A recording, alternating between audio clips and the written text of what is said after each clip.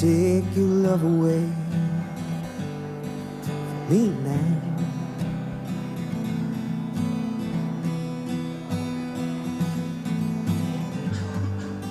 Don't take your love away from me now.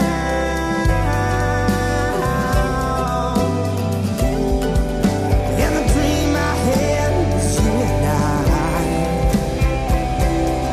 We were all alone, it was do or die. Saw an omen crow on the northern sky.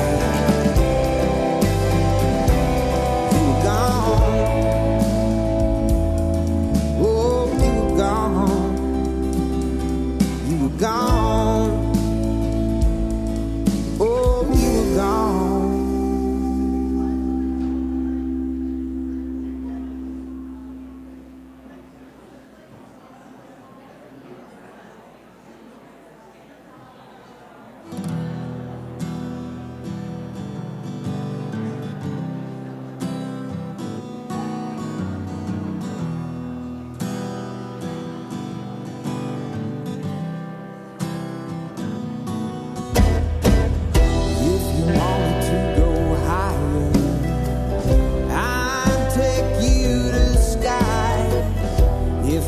Said I was leaving, you wouldn't even ask me why.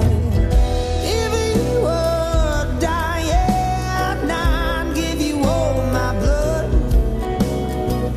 You cry for me in the dry, baby, but you're gonna leave me in the flood, leaving me.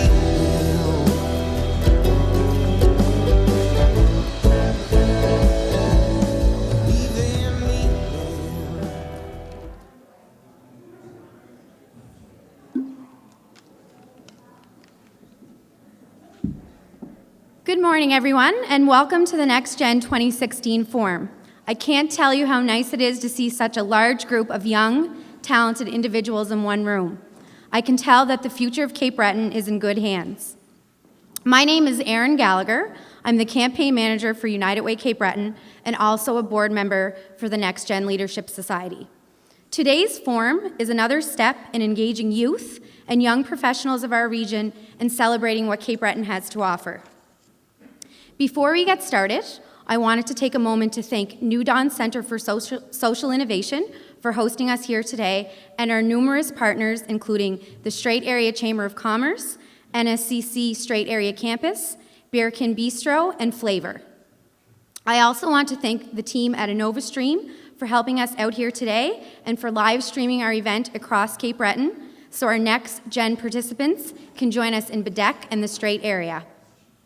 If you want to follow along on Twitter and Instagram to keep the conversation going online, please use the hashtag NextGenCB. That way, we can keep everyone updated live with all the positive discussions happening around the island. As many of you may know, this forum is a follow-up from the NextGen 2010 conference, which was held to provide a collaborative environment to identify areas that will make Cape Breton a more attractive place for youth and young professionals. It is also a follow-up from NextGen's island-wide focus groups that were held last year with Cape Breton residents aged 16 to 40. With that being said, we have an exciting day ahead for you, from introducing the resulting report from last year's focus groups to an awesome panel discussion featuring participants from all over the island, to our luncheon presentation from best-selling author Doug Griffiths, and also to our breakout sessions this afternoon. I know it's going to be a great day. Being here today shows that you care about your future and the future of Cape Breton. So let's get the morning started. First of all, I would like to welcome 4 of our board members to the stage: Adam Young, Liam Gillis, Allison McDonald, and Kristen Wilton, who are going to present the resulting report from last year's focus group called Creating a Prosperous Future, Young Talent Strategy for Cape Breton Island.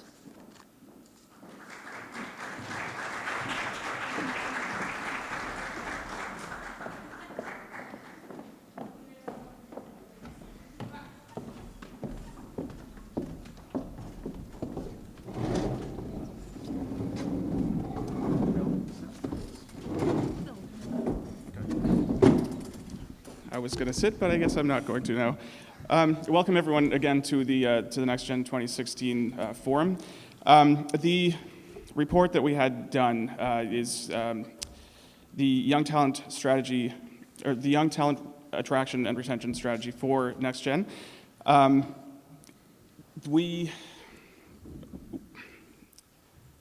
This is the first report of its kind that's been done in Cape Breton. We ended up doing some community consulting with 10 different communities and an online survey of 900 or so young Cape Bretoners between the ages of 16 and 40. And sorry, I'm just going to get the report here going. A lot of the talent that has left Cape Breton, they want to return. They just need the opportunity to come back to the island. So that's what we're going to try and do, is attract young talent to Cape Breton and keep those who are here. Between 1996 and 2011, the percentage of the population that has decreased from the ages of 18 to 35 in Cape Breton is 33%. An entire third of the population is no longer here. And we need to stem that tide and help our young people stay here and return to the island. So, our objectives with this report are to try and understand the current economic and demographic state of the island and its young people, to consult local, regional, and national stakeholders and create a set of strategic directions. We'll highlight approaches to engage young talent, to nurture their voice and influence, and communicate their perspectives and needs, and we'll present an evidence-based action plan that strengthens retention and attraction of talent.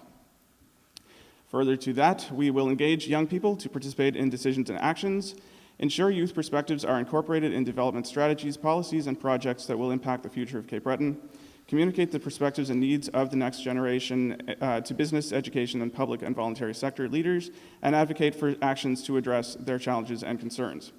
And finally, we'll create a place to be called home, where youth and young professionals are empowered to contribute to community vitality, life, and a sense of place that is welcoming.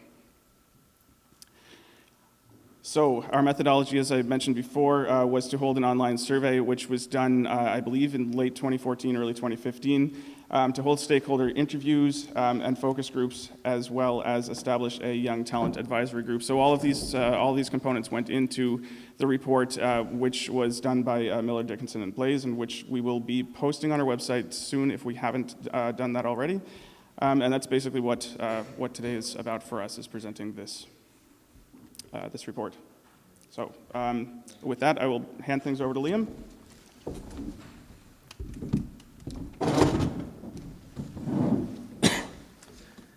As Adam just briefly alluded to, there's a couple of major demographic problems that Cape Breton has been faced with in the past few decades and in the oncoming decades. And if we're going to stem that tide, there's really a number of things that we're going to have to do. And the report gave a very, very in-depth detail on the list of those recommendations, which we'll be going over later today. But what I want to talk to you today about is a couple of the findings that the report made, because they really make it clear the problem that Cape Breton has. Not only do we have a demographically aging population, but many of our young people are also leaving at the same time. And what that does is it makes it a lot more expensive and a lot more difficult to sustain the same standard of living that we've become accustomed to over the past few decades. So really, Cape Breton has two distinct but related population trends that are occurring. We're aging dramatically, and we're also losing a lot of our population. And if we go to the next graph here, we can see some of the troubling numbers that exist in Cape Breton today. From 2001 to 2013, the population of our island declined by about 11%. That's over 16,000 residents. In contrast, if you compare that to Nova Scotia, the population of Nova Scotia grew moderately. So in some respects, Cape Breton has a unique problem when compared to provincial norms. Secondly, like much of the Western world, we're not unique. Our baby boomers are aging.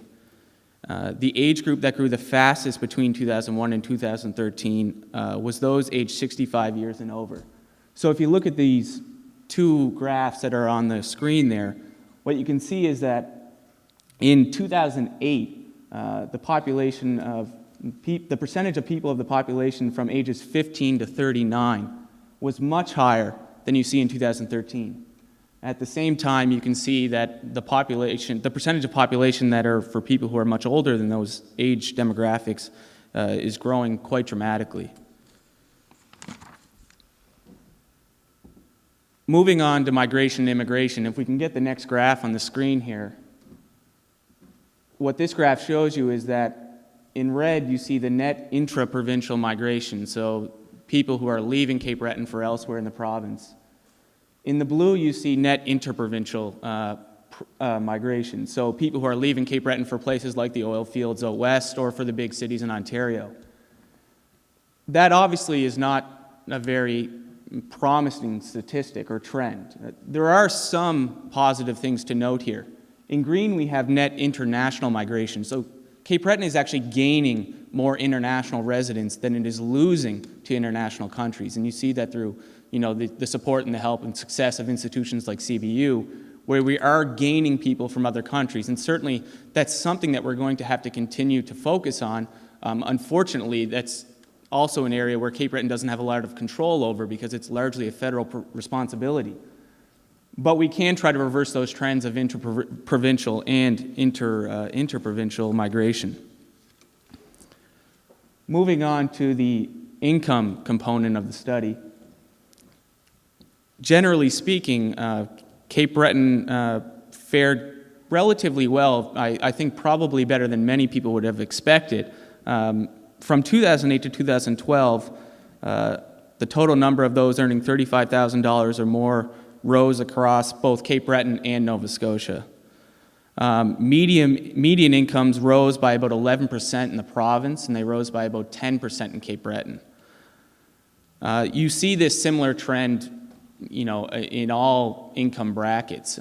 While we are improving, we are not necessarily keeping up with Nova Scotia. And I think one of the areas where we specifically diverge is much of the income in Cape Breton, even the rising incomes, has become concentrated in higher age brackets.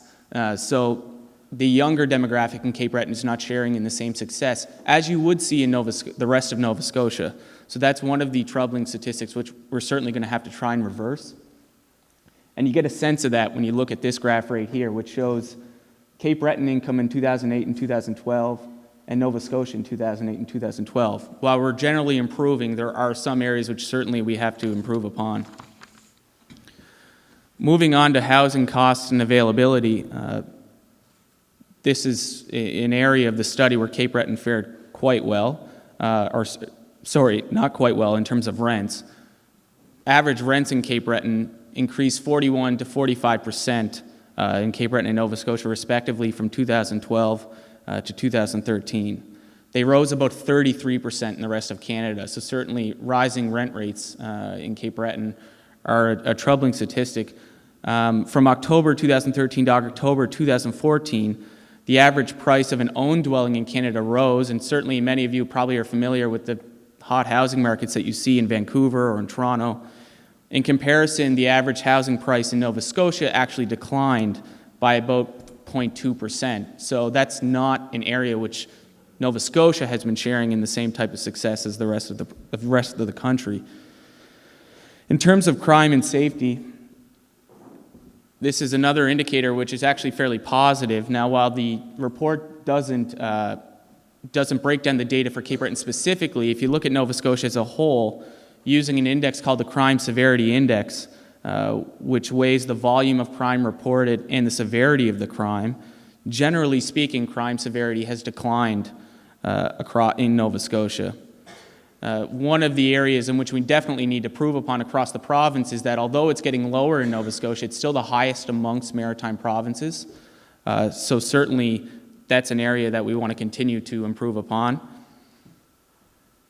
And if we move on to the healthcare system characteristics, which using the Cape Breton District Health Authority as a benchmark for Cape Breton Island, that includes the CBRM, the municipality of the County of Victoria, and part of the municipality of County of Inverness.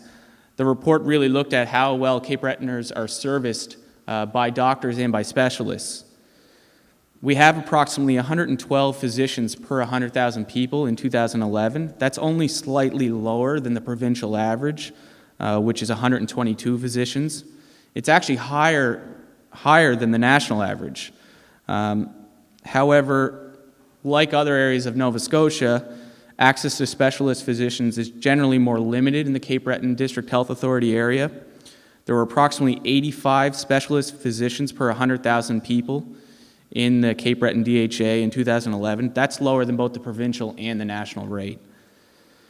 Now, as you know, the date of this is 2011, and if you've been following the news lately, you can see that doctor shortage has become a bit of a more pressing issue in the past couple of months in particular, as there's been a number of doctors who have decided to retire and specialists.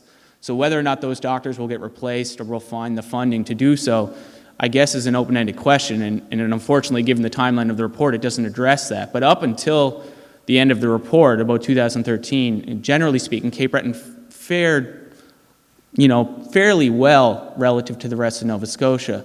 But that doesn't say anything about the number of staffing issues that we face in many of the emergency rooms across the region, such as in Glace Bay and North Sydney, which is something that certainly is going to have to be addressed. Moving forward, one of the other areas that the report looked at was a business patterns assessment to kind of get an understanding of the types of businesses that are succeeding and that people are primarily employed in Cape Breton. And I think historically many people would have recognized that was predominantly large industries such as steel and mining. And over the past couple of decades, they've virtually disappeared from Cape Breton.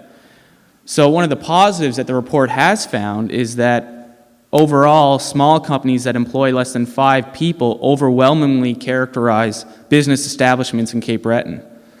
Self-employed entrepreneurs accounted for 33.3% of all businesses, and the next largest category was people employing 1 to 4 people. That can be seen as, in some respects, it's a positive. I think one of the things that we've realized as Cape Bretoners and moving forward is that we know that there are not a lot of jobs here in Cape Breton, and then we have to encourage entrepreneurship and encourage people to become entrepreneurs and to start small businesses. And certainly the report reflects that is largely the existing state of Cape Breton right now. Lastly, if we look at the education profile, Cape Breton had a lower percentage of the labor force with a college or university education, 43.3% when compared to Nova Scotia at 50.6%. I will note that, generally speaking, Nova Scotia has a fairly high rate of people with a college or university education. And so provincially, we do quite well in that regard, even though Cape Breton is lower when compared to Nova Scotia. We also had a higher portion of the population with an apprenticeship or trades education when compared to the province, and I don't think that really surprises anyone in this room. One of the areas that is a concern is that Cape Breton also had a higher percentage of its working age population with either no certificate, diploma, or degree, or only a high school diploma or equivalent. That seems to suggest that as Cape Bretoners become more educated, they tend to move away, which is obviously, and one of the most alarming trends of the report, something that we have to reverse is retaining our young and retaining our youth. So with that being said, now I'm going to turn it over for the rest of the presentation. Thanks, Liam. So I'm here to speak about the community consultations and the part of the report that addresses the feedback that was received. There were 3 different ways that feedback was received. So there were key stakeholder interviews, there was an online survey, and there were also community focus group consultations. So I'm hoping all the people in this room at least gave their feedback through one of those. We did get a great response, over 1,000 people in total through all 3 of those means. So all of the data analysis that Liam just presented, I like to think that the local knowledge, insights, and perspectives that was given through these 3 means of feedback validates everything Liam's just talked about. So we'll go into it a little bit more in depth. So there were 21 phone in-person interviews with identified stakeholders. The online survey had 924 participants. The community focus groups, there were 10 across the island, 54 participants in total. So all told, like I said, 1,000 people approximately participated in providing their feedback and their perspective. So looking at the online survey, the first question was, what are the top 3 characteristics of a great community? Or it asked for all of them. And then the top 3 were good employment opportunities, a sense of community, variety of social and recreation opportunities. Then the next slide is, what is Cape Breton doing well? And the top 4 responses were a sense of community, natural environment, proximity to friends and family, and then arts and culture. So if you'll remember what was on the last slide, there is a disconnect between what we want and what we have. Good employment opportunities rank the lowest on where Cape Breton is doing well, and I don't think that should surprise anyone in this room. Also worth noting is that many selected other for that question, which means that they were hard-pressed to even come up with 3 ways where we are doing well, which is pretty alarming. So the next question was, respondents were picked the top 3 priority areas to keep or attract young people to Cape Breton. Again, not surprisingly, overwhelmingly, just under 90% picked good employment opportunities. But the other top 3 answers were social recreation opportunities, good education opportunities, and affordability as well. Lastly, participants chose the top priorities for leaders in Cape Breton to focus on, and the top 4 answers were entrepreneurship, promotion and support, promoting science and tech, major projects, and developing cultural opportunities, so things like festival and events such as Lumiere and other cultural opportunities like that. So all of the feedback received through the online surveys, the key stakeholder interviews, and the community focus group consultations were analyzed and condensed into 10 key themes. I could go on about all these themes in general, but I'll just read through them quickly. So change the definition of success in Cape Breton, maybe rethink what it means to be successful here. If you leave the island, that doesn't mean that you not necessarily succeed. If you stay here, it doesn't mean you failed. Entrepreneurship as a career choice. So that goes back to supporting people who go into entrepreneurship, but also starting earlier, encouraging people who are in elementary, junior high, high school, university to think about entrepreneurship as a career choice. Leveraging Cape Breton's natural resources, improved community services, so that goes back to what Liam spoke about in terms of access to health care, but it goes way beyond that, as we know. Cape Breton has a vibrant urban core in Sydney. I think we're often seen as rural, and certainly Cape Breton is rural, but we are the 2nd largest urban area in Nova Scotia with a population of 31,000 in the Sydney area. That's not to be diminished at all. We are urban here. We also have to create engaged communities, growing the digital economy, and then as well, economic competitiveness, extraordinary quality of life, and improved access to business supports and services. So then we go into our strengths, weaknesses, opportunities, and threats, which the report took all of the analysis from the data and also from all the feedback and broke it up into those 3 or 4 categories. In terms of strengths, I think we can all agree that our quality of life here is certainly something that is a major strength. We are urban, as I just discussed. We have a beautiful area that we live in with so many opportunities to get outside and do activities throughout all 4 seasons. Lower cost of living is important, and our strong sense of community was something that came up again and again through the feedback. In terms of our weaknesses, again, no surprise, the key weakness is very obvious. Our employment opportunities are scarce. But as Liam also pointed out, it's also timely that another weakness is difficult access to health services. We don't have enough doctors, and we don't have enough specialists. But it also goes beyond that. It encompasses daycare, post and pre and postnatal care, and also specialists. Another weakness that tweaked my interest when I was reading through the report was the understanding our unique value proposition. So this goes back to changing our perception and changing the negative attitudes we have about Cape Breton. So understanding what it is that makes us uniquely valuable, and also rethinking our current industries to fit into how we can leverage them more. So the tourism industry would be an example of a recent success where they looked at geography, the workforce, and the established networks that are already in place and leveraged them to make our tourism industry even stronger. Another weakness that is pretty obvious if you talk to anyone, especially in rural areas, is a need for greater broadband internet access. That's key for business development, but also crucial for attracting any families or young people that are looking to move to a rural area. If you don't have great internet, you kind of don't want to live there. In terms of opportunities, we have so much to offer, and the report does outline the key opportunities. We just have to focus and prioritize the ones that will get us the farthest. So our outdoor and healthy, balanced lifestyle need to be capitalized on to attract people and help them see the value of living here. We need more tourists, but the report did point out that we need a multifaceted year-round approach in order to really leverage tourism.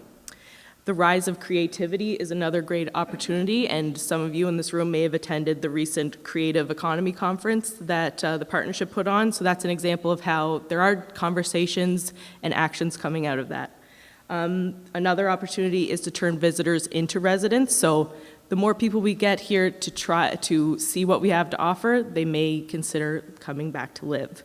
But we need to develop more holistic attraction and relocation campaigns and educating locals on how to best serve visitors to the island and make them have the best experience possible. So then the final category is the threats. So that's why we're here essentially. We're here to talk about what's threatening our economy and our way of life right now and how we can fix it. So outmigration, not new.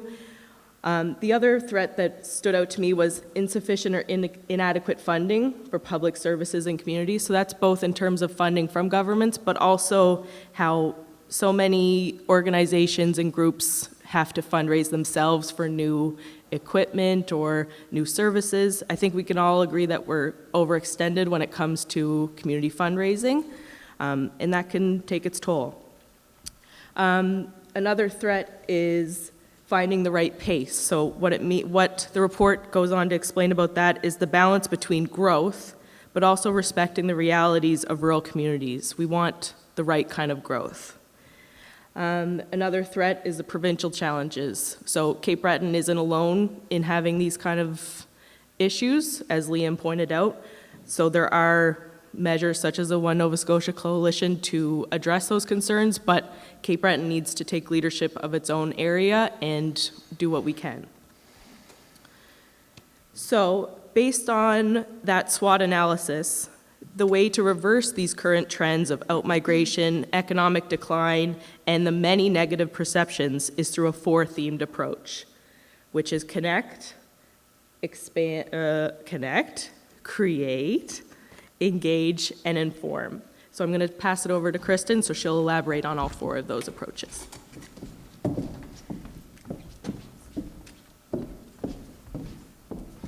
Thank you, Allison. So, as she said, this whole report has led us to 4 pillars: connect, create, engage, and inform. So right now, I'm going to go over the strategic direction and the goals and some actions that we can take to accomplish our goals for each pillar. So some of the goals for Connect could be engage collaboration within and between communities on youth issues in Cape Breton. So some actions we could take are organize and structure formal agreements to coordinate activities and efforts to organizations working on youth issues and talent attraction and retention in Cape Breton. We could continue to expand and build on the Young Talent Advisory Group to ensure that representation from across Cape Breton is engaged in discussions on youth issues and that the word is being spread within our communities. We could convene a biannual forum with economic development, employment agencies, chambers, and post-secondary and training institutions to evaluate skill and occupation needs that are within our region. We could engage with key levels of government and funding organizations to make sure relevant information is shared. And we can build relationships with international students studying in the region and connect them with already existing networks and communities. The next goal, we could partner with and support other Mi'kmaq groups. So we could develop a Mi'kmaq Youth Ambassadors program to make sure that Mi'kmaq youth issues are prioritized and incorporated into the broader Cape Breton planning initiatives. prioritize regular engagement and collaboration with young leaders and elders of each Mi'kmaq communities in Cape Breton. And we can increase cultural awareness within the Cape Breton business community by working collaboratively with Mi'kmaq organizations to connect Mi'kmaq youth leadership and the industry-based Mi'kmaq liaisons within the business community. Another goal, leverage the talents of Cape Bretoners living or working outside of Cape Breton. So we could create a Young Talent Ambassadors program to help promote Cape Breton to young talent across the country. Look for additional partners outside of Cape Breton to engage and share information with on the momentum of being built within Cape Breton. And that was the last one. So the next one is create. So develop more opportunities for leadership skills to be developed within Cape Breton. So we could advocate for local community volunteerism to be included in part of the requirement to graduate from high school. Develop a Cape Breton mentorship program that will connect young talent with existing leaders in a variety of fields like political engagement, civic organizations, and entrepreneurship. We could create a Cape Breton Leads program for emerging and aspiring young leaders to explore and strengthen their leadership skills. We could develop new networks of contacts and learn more about the opportunities and challenges for Cape Breton. Another goal, build an entrepreneurial spirit in Cape Breton. So create marketing materials showcasing that entrepreneurship is a viable career path. So we could share stories, videos, success stories, and business profiles. We could advocate for basic business and business startup courses to be included in secondary school curriculum. We could advocate for increased opportunities for students to engage in running a small business either through a student loan or a grant program. Or we could create a young entrepreneurs and professionals network that comes together to network and learn from local businesses and share their experience and their resources. And the last goal for Create would be develop a support system for small businesses and entrepreneurs. So we create a collaborative workspace where entrepreneurs can meet to network with each other develop their businesses. So a business incubator model should be explored.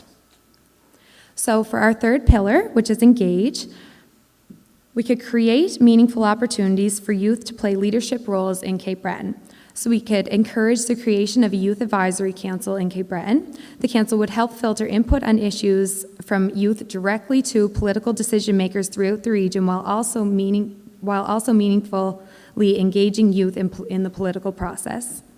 Encourage local businesses to participate in college or university internship programs as a means of attracting and retaining educated talent. Or we could advocate for youth positions to be included in the board of directors of organizations throughout Cape Breton where appropriate and identify board opportunities across the province as a representative of Cape Breton. And the last goal, raise the profile of young talent attraction and retention in Cape Breton. So support NextGen to become the go-to organization on young talent issues in Cape Breton, or create an annual or biannual youth social forum bringing youth from across Cape Breton together to work and discuss some issues they see in Cape Breton. The spin-off could be working with groups and networking events that could build on relationships to develop during the forum. And for our last pillar, which is inform, we could share information on youth initiatives and successes in Cape Breton, so create a central website that highlights updated information on youth engagement efforts and trends. Actively work on changing perceptions about living and working in Cape Breton through writing and distribution of youth success stories, videos, and images, which social media would play a huge part of today.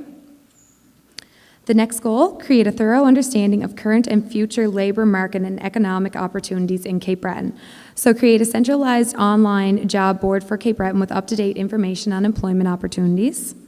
Work collaboratively with secondary and post-secondary institutions to develop career profiles and pathways for employment for occupations experiencing labor force gaps.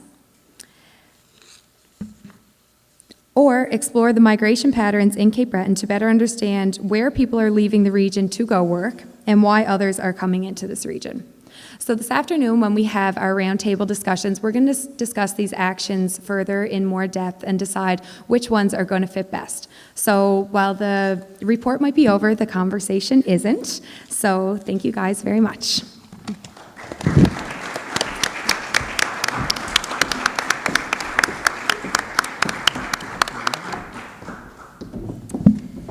A huge thank you to Adam, Liam, Allison, and Kristen on presenting that information to us. And as Kristen mentioned, that's not the end of the discussion. We will be talking about it again this afternoon. So as per the agenda, we're going to have a quick nutritional break. We'll go to about 20 after 10. I'll come back at that time. And just a few housekeeping items. Washrooms are back door, and if you go to the left by the stairs, there's more than one stall, and there is a single washroom out this door as well. Also, there is a photo booth at the back of the room.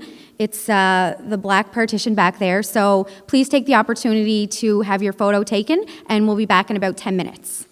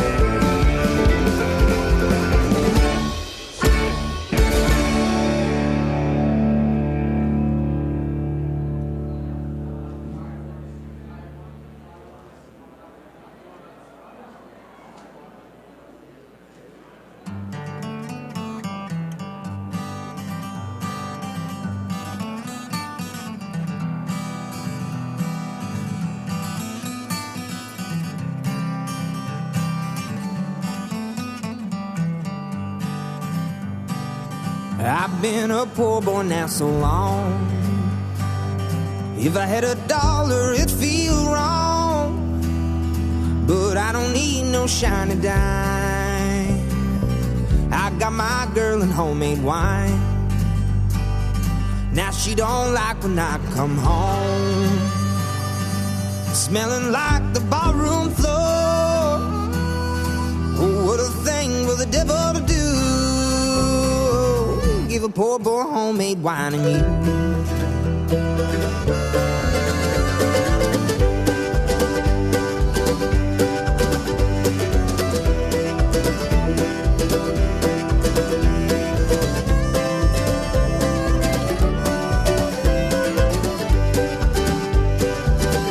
Takes me in from the lonesome street, give me all the salt meat I can eat.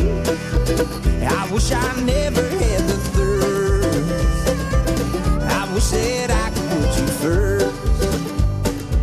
I don't compare you to the rose, your face is beauty barely exposed. Oh, what a thing for the devil to do,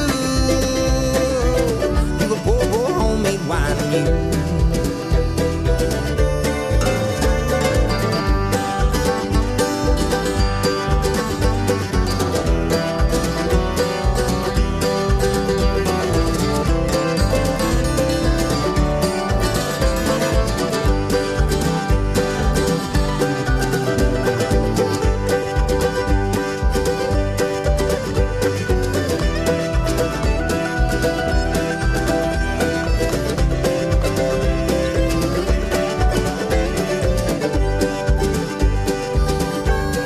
Sorrow in your voice, you told me I had made my choice. I thought the bottle was my friend, it left me broken down again. But here I sit so all alone, I'm badly bent and far from home. Oh, what a thing for the devil to do, give a poor boy homemade wine and you. Oh, what a thing for the devil to do, give a poor boy homemade wine and you.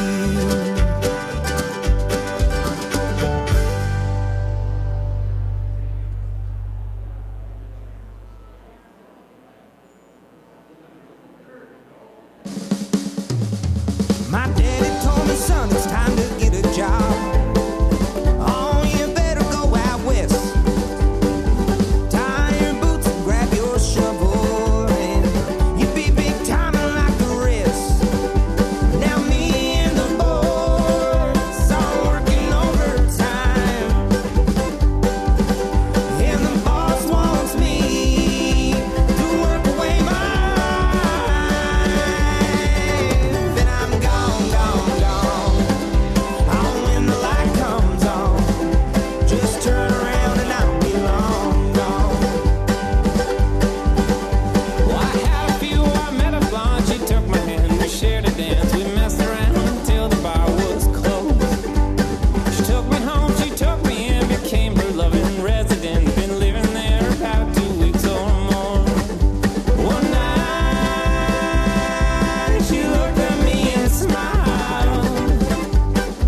She said, I ain't felt love like this in a long, long while. And I'm gone, gone, gone. Oh, when the light comes on, just turn around and I'll be long gone.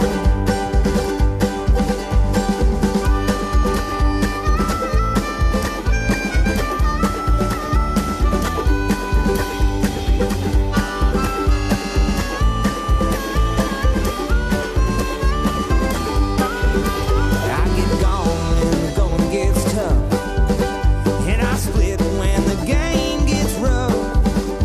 And people say I'm never settled down, 'cause I'm having too much fun running around. And I'm gone, gone, gone. Oh, when the light comes on, just turn around and I'll be long gone. This one goes out to all you fellas, somewhere you don't wanna be. Just take some time and get away from it all, and you can run the road like me. They tell you you're crazy, just look at them and smile.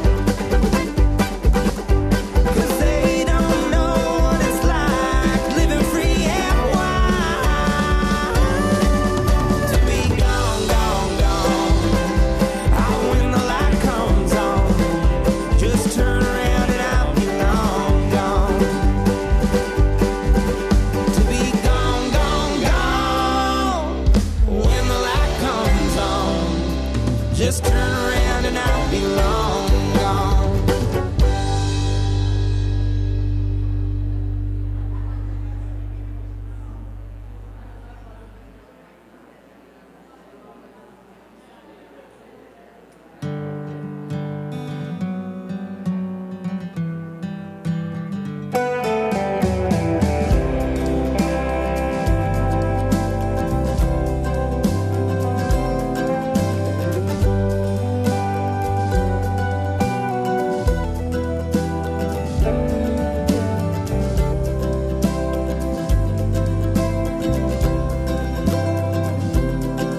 Said I love the way you play the guitar. Sounds like the old days.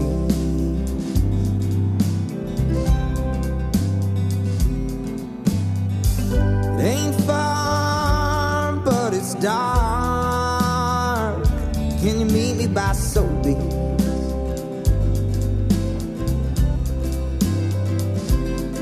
I sleep better in your bed. You can call me a baby, I don't care.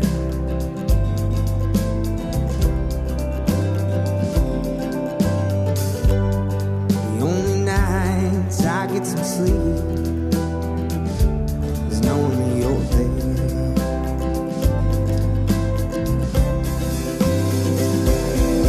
In a dream I had you were moving on,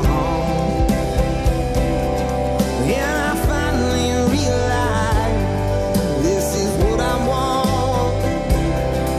And you told me I was too high, and you waited long enough for me, enough for me. Love letters and little sweet things I never write.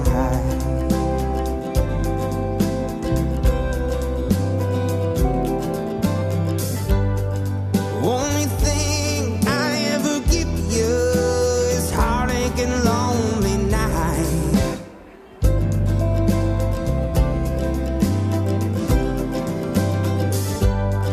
I can't be there all the time. I can't be there all the time.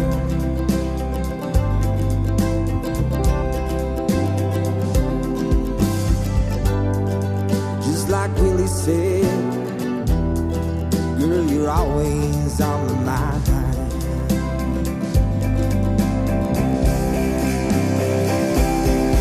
In the dream I had, you were moving on, and I finally realized this is what I want. And you told me I was too high, and you waited long enough for me, enough for me.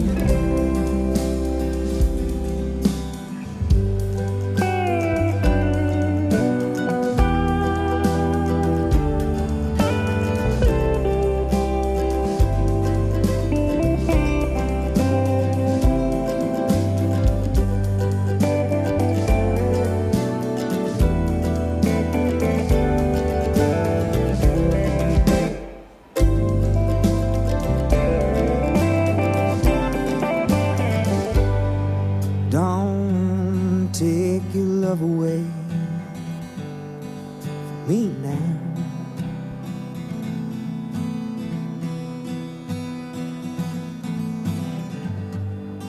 Don't take your love away from me now.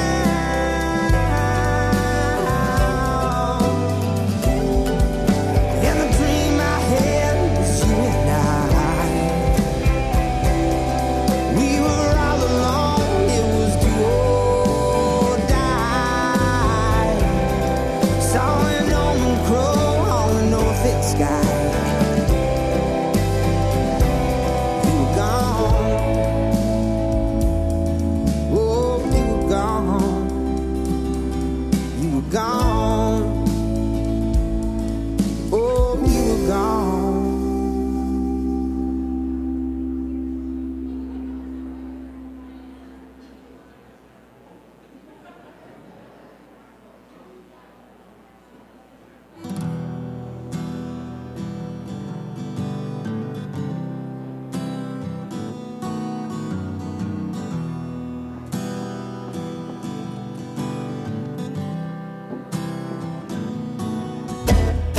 Okay, again, everyone, if you could please start to take your seats. We're going to get on with our panel discussion.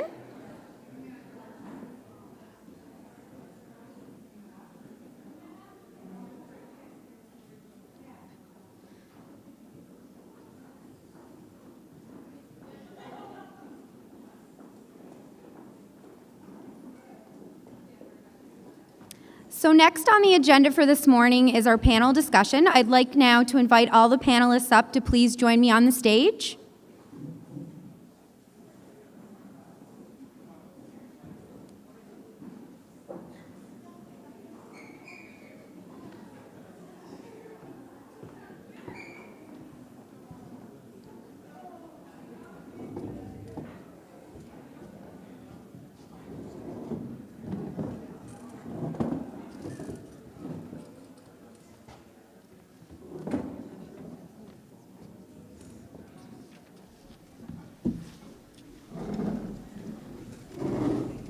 Our panel this morning is composed of people who were born and raised right here in Cape Breton. These people have made the decision to either stay here in Cape Breton to live or have returned back to Cape Breton to live. I will now pass the mic over to another NextGen board member, Jeff Ward, who will be facilitating the panel discussion this morning.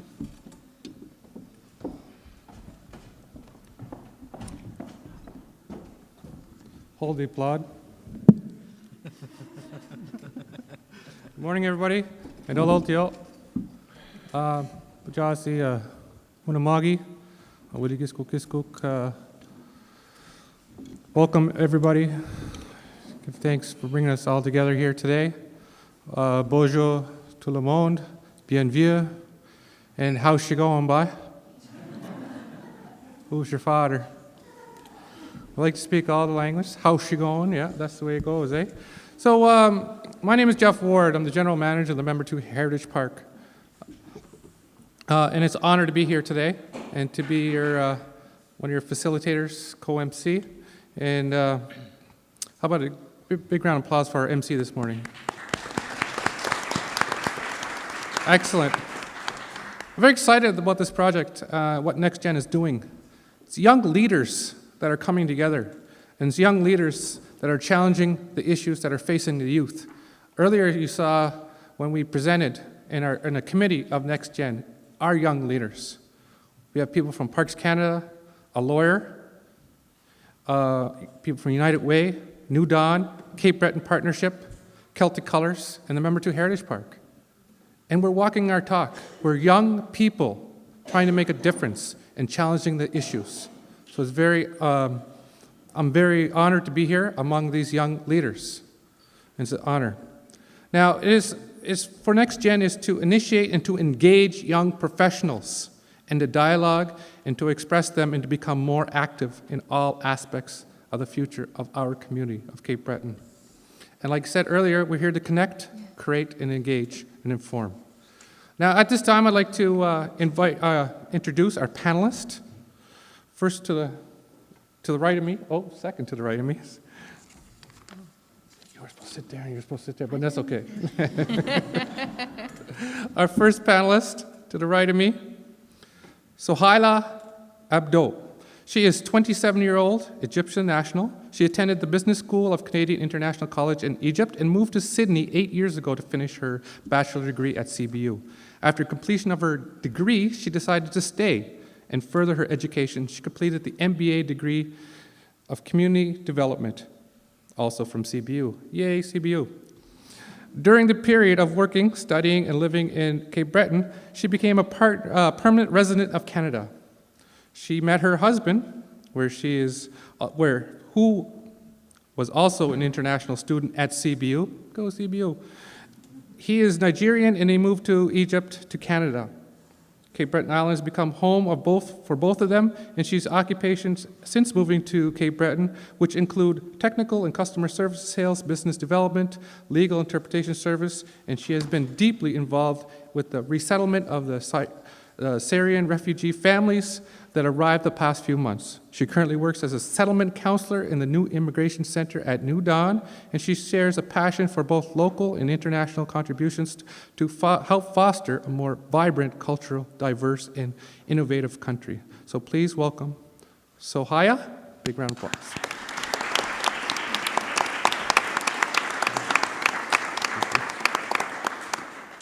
Next to Sohaya is Kate Beaton.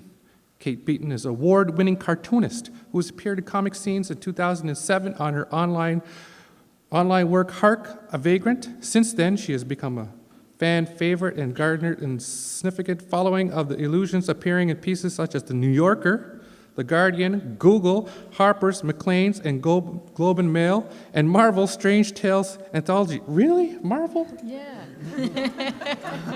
Our very own, right on. Wow. Really, eh? Everybody's like New Yorker, Maclean. Marvel? Did you meet Stan Lee? Okay. Her book with DQ. Drawn and Quarterly. Say it louder. Oh, Drawn and Quarterly.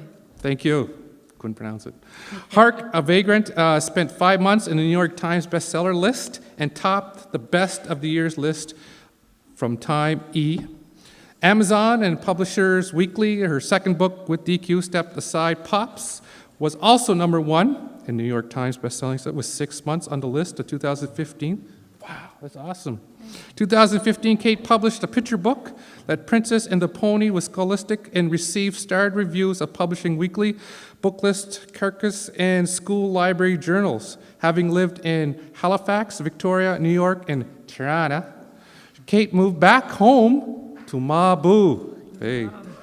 Yeah, Mabu people. Yeah, 2 people. Last December. So once again, please welcome Kate Beaton. Thank you.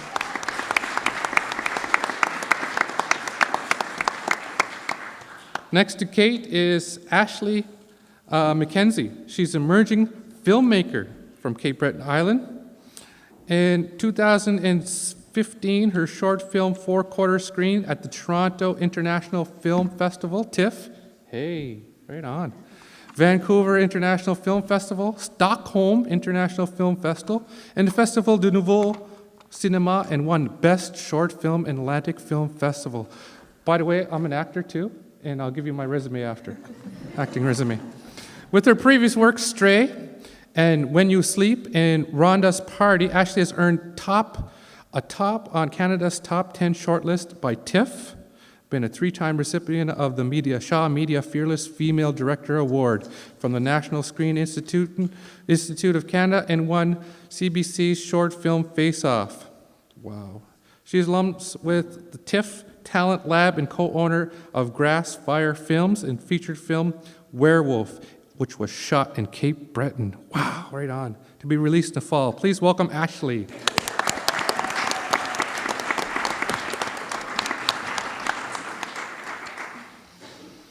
Next to Ashley is Tyler Sack.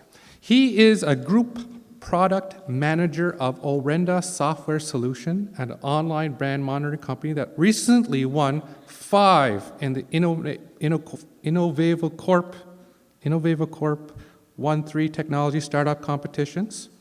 He received his BA in sociology and anthropology from St. Mary's. Any SMU people here? Yeah, I mean, that's what I think. And he got his MA in sociology at the University of Guelph. I knew she was a Guelph. That's why I did that.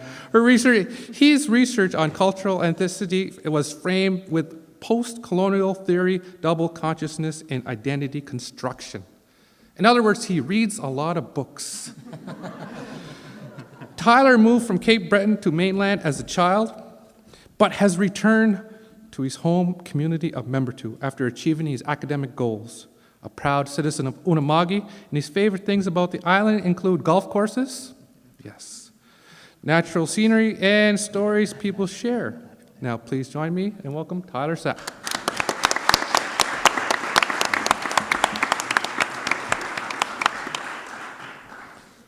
Now last but not least at all, as a person, is Michael R. Denny, a person that was a well-respected young person and a traditional teacher. He's fluent in Mi'kmaq language and an avid supporter of the Mi'kmaq culture. He's an active volunteer in his home and community of Eskasoni, especially when with the community powwow and cultural events. He's a singer, and one of the best singers in Atlantic Canada, chanter, amazing chanter, and dancer, next to me, no, dancer of the traditional Mi'kmaq dance, the Gojwa. which is an old traditional dance. He's also a respected powwow singer and dancer. Since 2002, he has been the drum keeper and the lead singer for Atlantic premier group Stony Bear Singers. And he's CDs for sale at the Heritage Park, just saying. As a drum keeper, he upholds the most respect and honor to the drums, teachings, staying sober and attending traditional ceremonies. Also, he's been an entrepreneur for years, providing services such as cultural sensitivity training, cultural workshops, organizing cultural events, powwow emceeing, powwow singing, dancing, and providing other types of cultural-related services within Cape Breton and to the rest of Atlantic Canada. In 2010, he started working with the Indian residential school survivors as a resolutional health support worker. This position is very dear to his heart as his father is a survivor of the residential schools, along with his aunts. This ties into the cultural revival that he's teaching, and because of the culture that they've lost through residential schools. Now, he's been teaching in many other Mi'kmaq youths throughout Mi'kma'ki, and when he isn't traveling to powwows, he's actually enjoying fishing, hiking, hunting, and exploring Cape Breton Island. Once again, please welcome Michael R. Denny.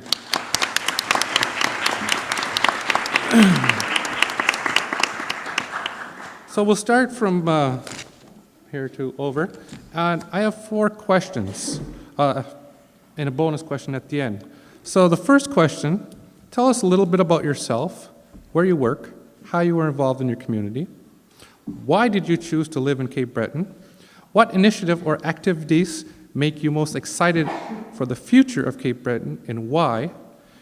And if there are one piece of advice that you would give to any elected official or community leader to attract or retain youth to Cape Breton, what would it be?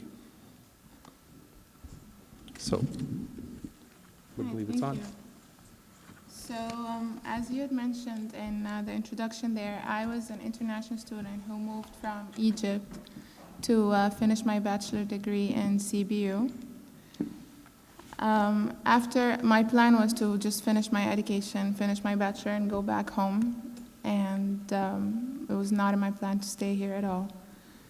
But I decided to stay just to do my MBA. And after my MBA, I said, I'm going to go back home and not stay here at all. It happened that I stayed, did my permanent residency, worked, had few occupations, and after 8 years coming here, Cape Breton had become my home. That's where I live, that's where I got married, and that's where I'm planning to stay. So this is a short version of my story. I have been involved in the community mainly with the international students as well as newcomers. I have been doing volunteer work with the student union at Cape Breton University, and after that with Lifeline Syria to welcome the new Syrian refugees, which I call now our new friends in our community. So I've been involved for a few months with the resettlement and witnessed the arrival of more than one family, and connecting them to the community and to the people here and welcoming them has been my main goal. I just started not too long ago working with New Dawn here as a settlement counselor for the newly opened immigration center. So this is what I do now. It's still a new center, so not everyone knows about, but our main goal is to help newcomers and hopefully international students who are planning to stay and be permanent residents, helping them to resettle and make a home here and stay and not go back like a lot of other people who came and left.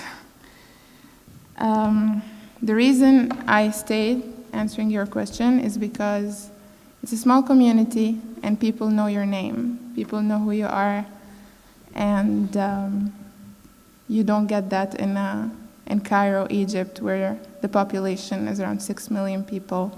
People don't know your name, and if you're a student in a school, you're only an ID number. You're not anything more than that, but here, you're recognized. The initiative that I'm most excited about, and I fully support, my answer is going to be biased, but it's actually what I'm doing now. It's the resettlement and it's the welcoming of newcomers.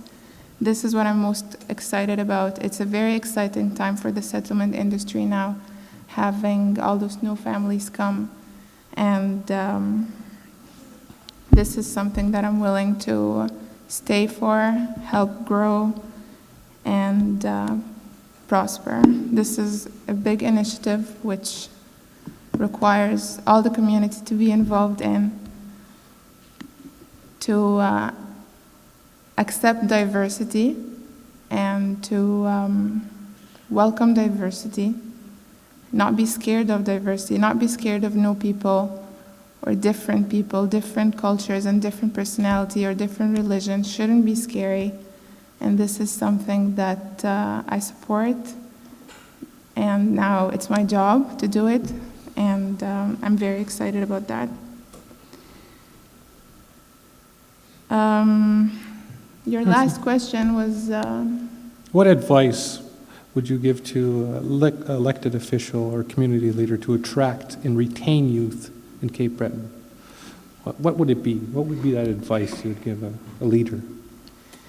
I think we're kind of walking on that track right now, is to accept youth, involve them in your decisions, let them be a part of the board of directors, let them be heard. I have noticed, well, as a newcomer, I have noticed that most of the population are older people, and most of the board of directors at organizations are, youth is just not involved. This is something that I would, we're doing now. We're, like I said, we're walking on that path, but I would stress on is to involve the youth and be dedicated to increase immigration again and welcome it. And that's it. Oh, fix the transit infrastructure, because young people don't want to buy cars. They want to take the bus, but if we can fix that, maybe people will stay because it's a lot less expensive. Excellent. Thank you very much. That's it. Thank you.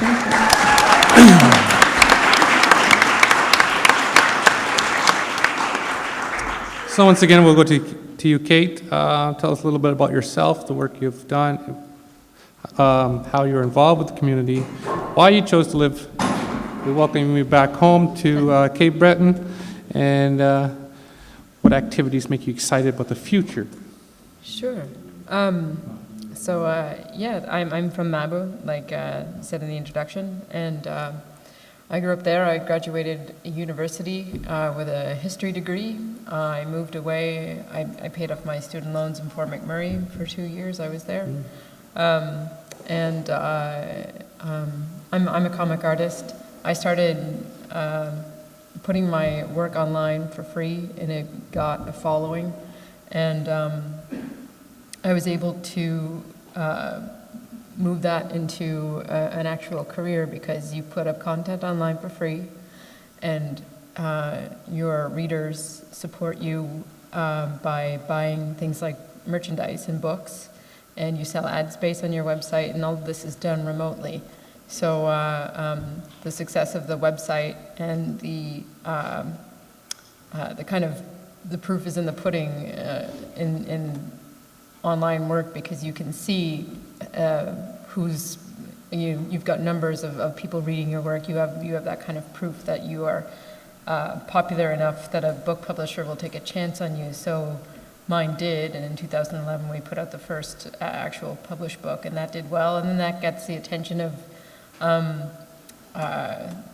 other book companies and other TV companies and things like that, and all these things kind of build on each other. But it starts with you putting yourself out there and putting the work in first. And all of my work is done remotely. In Toronto, my I lived there, but my agent was in New York, and my publisher was in Montreal, and then my other publisher was in New York, and then we sold rights to the book internationally. So there's a thing people what I do who can live anywhere and do their work call a burden of choice. Most people who say they move out west, that's where they can get a job, so that's where they are. But for people like me, you can live anywhere, so where are you going to live? Are you going to live in the place with the most networking opportunity, with the most peers, with the most people like you, like an arts community, or are you going to move home? Are you going to live where there's cheap rents or expensive ones or whatever? You weigh all these things. And for a while, it seemed like a city was the best place to be because there was certainly not a lot. Like high school here, I was like, I want to be an artist, and people were just blank-faced. They're like, wow, goodbye. So you leave. But I made my name. I made the career, and then I just thought it was time to move home because I never thought I would be one of those people who left forever. And because my parents are getting older, they both retired. You know that graph you showed where there's a mushroom population, like and the older ones are up here, and then there's this narrow column of younger people. Within that younger column, like there are people who are worried about the ones up top. The old, they don't. There's a lot of people out there, I think, who is a demographic that could be reached out to, which is the children of those aging population who would like to move home because they don't want to see their parents, in social care with nobody around. And as you know, my parents are only 65, but I was like, well, I think I'll go home. I'll see how it works out. So yeah, I moved here, and the rent was cheaper, and I liked living in cities for a while, but I never felt like they were my home. I've enjoyed being. I've only been here since December. It hasn't been that long. I came in the winter, which was insanity. But it was good. They were like, if you can make it through the winter, then you can. Good to go. I feel like the minute that I got back here, there was a lot of people coming up and saying, it's really good that you came home. We're so glad that you came home. And it's good to see young people. We need the young people to come back. And will you be a part of things like this? And there's a real energy that exists, wanting to get people back, and wanting to shift that whole idea that you have to go in order to make it somewhere. That being said, I did sort of have to go to make my name somewhere else and then come back. I don't know if that I could have stayed here to do what I did. So it's it's complicated stuff. And your last question there was what advice would you give? That's a hard one. I think that politicians need. I don't know. There's big demographic problems. You've got the aging population, you've got the narrow tax-paying base, but you can't ask people to come home and then punish them for it. I don't have any, solid advice in that regard, but there has to be more than just, as soon as I said, I think I'm going to move back to Nova Scotia, people are like, oh my God, it has the highest tax rate, and it does. But for small businesses, and I'm incorporated, I'm a business, we have one of the lowest. It's only 3% for a corporate business. That's good. But yeah, you have to, if you want to bring people home, you can't just be like, come back, please come back, and then, slap them with a bunch of bills and no services and the whole thing. No transit. They took away the buses, remember Acadian bus? And I think that what Sahalia is doing is like the most important thing. You have to bring people in and change people's minds about how to welcome people from different cultures and different areas who can bring so much here. Thank you. Thank you very much.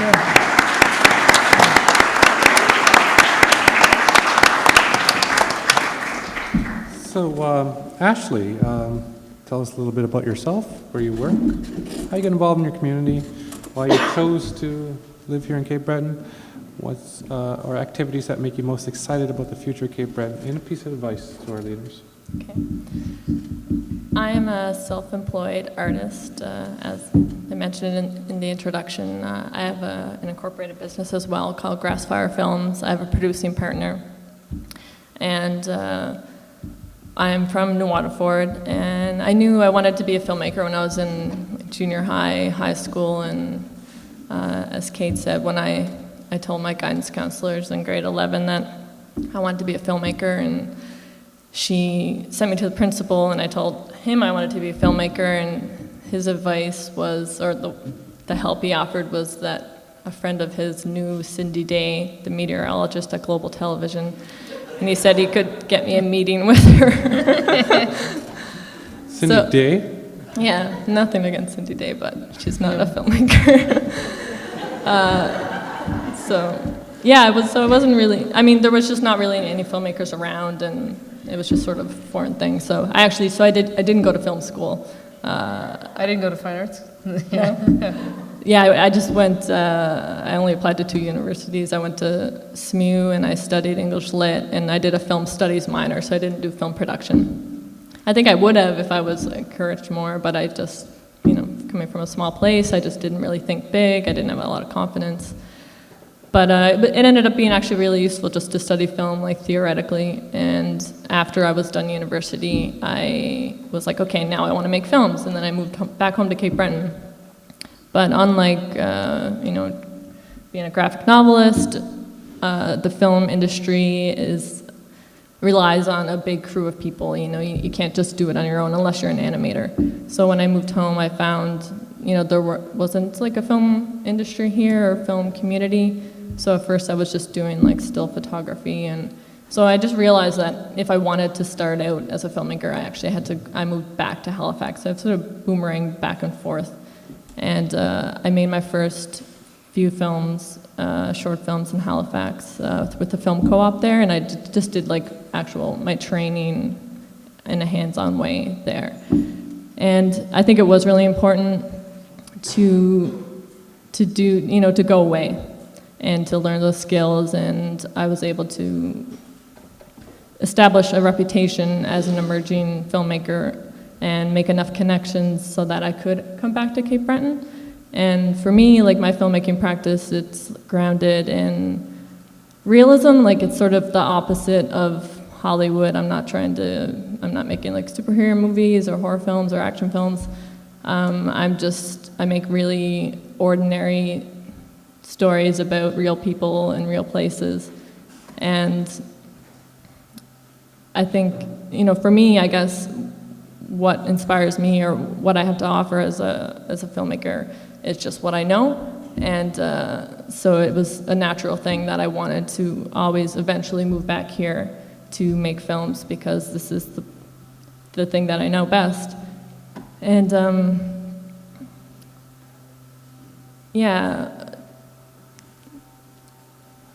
I'm not sure if I'll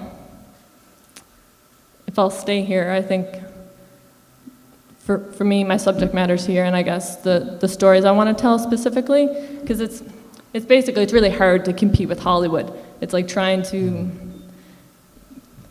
try to play by their rules, it's, you're never going to be able to do that. So I sort of try to focus on like being really specific. And so for Cape Breton, I'm really interested in the people here, and there's not really anyone else telling these stories.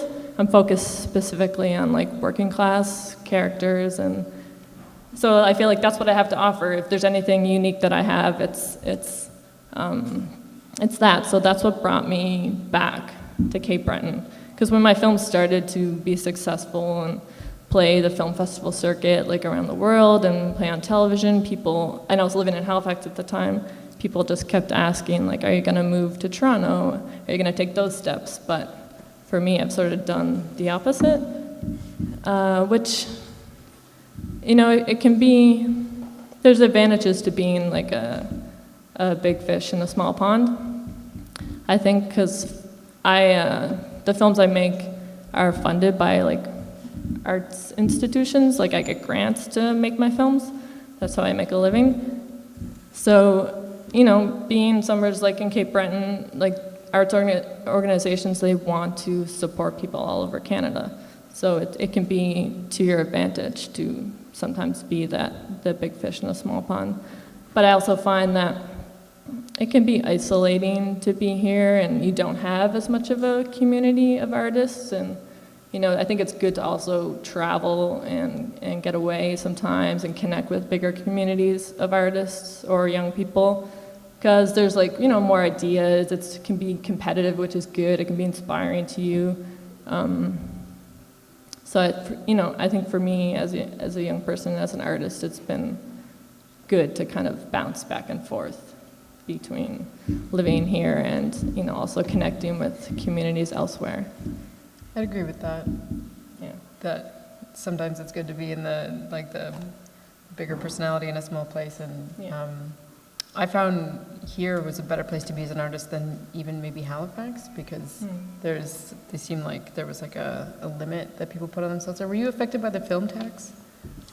Yeah, I was kind of lucky that I had started my career already before they cut the tax credit, because the tax credit really dismantled the industry. And the industry, it was sort of a big organism, and all the parts sort of were helping one another. So my first film was done through the film co-op and a training program that helped people bridge from school to making a career as a filmmaker. And now that the tax credit's gone, that program was was cut, or they're still trying to work, but their funding was cut. And so I was lucky that I was able to make my first few films before that happened. But still, it has affected what I'm doing. But I sort of decided that I didn't want to work in the industry model, against knowing that I wanted to tell these smaller, specific stories in Cape Breton, trying to transplant an industry model of making films to here. It just doesn't work out. It's just, you're trying to be something you're not.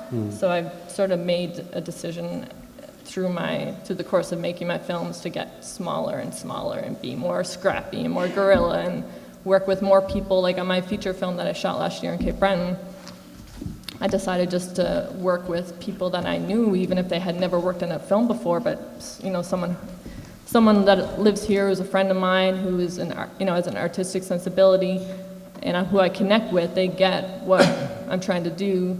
I would just hire them and have them, like Steve Wadden, he's a photographer. He was the art director on my film, and he had never done that before, but he was incredible. And Scott Moore, who works for NovaStream, he was my cinematographer. And, they had not worked in the film industry per se, but it was way better than bringing people in from Montreal or Halifax, which is what I had done on my past films, but it just didn't work as well. What piece of advice would you give a leader, a community leader, or elected official? Are there any elected officials to here? retain? No, so you're good to go. I think we're live streamed, so are we live streamed? We're live streamed, so. I would say to elected officials, just give us money. Give us money. Give us money. I would respectfully give us money. I think, give young people and give artists money. I think that you need to invest in that. I think there's been enough talking, there's been enough reports. Even it is maybe harder to gauge in dollars and cents somewhat, even though there's stats on that about what it's the value of arts and culture. But I think it's time to just give people money. Don't be risk adverse. Actually, you guys have enough things to do. Do what you need to do, and let us do what we do best, which is making art, or being cultural producers, or young people wanting to start businesses. I think that we are all young people and artists. We're really passionate. We're gonna do it no matter what. We'll suffer for our art, but what if you empower us? What if we don't actually have to suffer to do? What if you just trust us, give us money, and let us do our thing, and we'll do it for you, and we'll do it really well. And I think the effects of that would just be really, really tremendous if there was just that trust there, and it would just be a really collaborative. Money and trust. Yeah. Money and trust. 2 words that every woman wants to hear. Money and trust. Yeah, and I think but on the other side, I think if you're more of a community leader, Yep. I would say just do your thing. Don't get caught up in policy and jumping hoops and all that stuff. I just think that your time is precious, and the best thing you can do is just do your thing, or be the change. They say that you want to see. Just do that, and hopefully people will recognize that, and Thank will you. change. Yeah. Thank you. And if you are looking for an actor that acted with Robert Duvall, Gary Oldman, Demi Moore, Jason Momoa, I'm right here. I sang Happy Birthday to Demi Moore. I'm telling you, I've acted with these people, so we're here. We're here in Cape Breton. Anyway, true story. I'll tell it later. Up next, we have Tyler Sack. Tyler, can you tell us a little bit about yourself, where you work, how you get involved in the community, why did you choose to live in Cape Breton, and what makes you excited about the future of Cape Breton? Sure. So my name is Tyler Sack. I'm Group Product Manager at Orenda Software Solutions. It's a startup here in Sydney. We've recently moved to Member 2. Our office just relocated last week, so... Woo, Member 2! Yeah. That's only me? Okay. Yeah, so I guess the story of Orenda starts with our founder, Tanya Collier-McDonald, who was really involved in the Sydney tar ponds cleanup. So during that time, public perception and the news and media relations and public relations were really important to the project. And every morning, Tanya's team would come in with a different news story, something in the paper or something that they've seen on the internet. They'd give it to Tanya and they'd say, "Is this story require our attention? Is this important? Should we pay attention to it? Does this story have legs? Is this going to be harmful to our progress?" And every morning, Tanya would have to go through with her training and read it and give her analysis and her expertise. And then she had the thought, wouldn't it be great if there was a software that could do this for me and present the findings to anyone that doesn't have to be trained in PR or data analysis. So that was the idea that brought about Orenda. So we built the beta, not us, our software development team. I am not a software developer. That's something that comes up all the time. It's like, what do you do? What does a product manager do? And I couldn't figure it out for a while. But so I found out that it's like Steve Jobs. So Steve Jobs was, we all know who he was and how involved he was with Apple and the visionary that he was. But he never wrote a single line of code during his career, not one line. So my job is to plan the product vision and execute the product vision, and very vague, but it's to define what it's going to do and then to oversee the research to make sure it's done so that people aren't going in blind and just, software developers have something to build towards. So shout out to the software development team back at Orenda, Corey, David, and the rest of the team. Like, they make my job really easy. So I came on late. I came on and Orenda was built, but we had all this data from social media and online, and we didn't really know how to communicate, like, how big of a deal this was. So we were collecting on the political parties, and since last June, about a year ago, and then I said, a lot of people go off these public opinion polls, and I learned a lot in my graduate degree about collecting research and how long it takes to prepare research and these quantitative measures. So Orenda takes qualitative data and turns it into a number in different categories. So when it comes to politics and politicians, everybody had an opinion coming into this past general election. So we had a lot of data with all these numbers, and then I used my statistical analysis and ran a couple regression models, and it turns out that what Orenda was producing really meant something. It was collecting public opinion from people online in real time, and it wasn't asking them questions, so it wasn't steering the sample. It was a real sample, someone's opinion. So based on that, I found out that what people were saying online about a politician translated into a vote or not. And we were able to predict the outcome of the election 1 month before it happened on September 19th. We couldn't believe it. I was shocked. I was convinced that I did something wrong, but luckily it meant something. So then we entered into the InnovaCorp I3 competition to see, like, you know, we needed some publicity, some recognition for what we did, and we tried, you know. We just took a shot. We made it through round 1. We're more than happy with that. Like, there was over 188 startups who entered the competition in Nova Scotia. So we were happy just to make it on the short list. But then when we won Zone 5, which is represents Cape Breton, you know, that really reaffirmed what we were doing. And I remember Tanya was so happy that, you know, she took a risk. She started her own company with an idea. And it's nice to be recognized for that. It's nice to know that people believe in what you're doing. So I guess, like, what I do and how we're involved in the community, we're part of that startup culture. You know, we're part of that entrepreneurship in Cape Breton. But, like, what was the next question? Sorry. One piece of advice that you would give any elected official or community leader to attract and retain youth to Cape Breton? To the politicians, I have to say, like, you have to practice what you preach. And I'm not just saying, like, when it comes to what your platform is. You're asking people in Cape Breton to take risks. You're asking people in Cape Breton to be entrepreneurs, and, like, that's a huge risk for people. For the elected officials, they have to do their part too, and they have to take risks. They shouldn't be worried about re-election. They shouldn't be worried about how they're being perceived.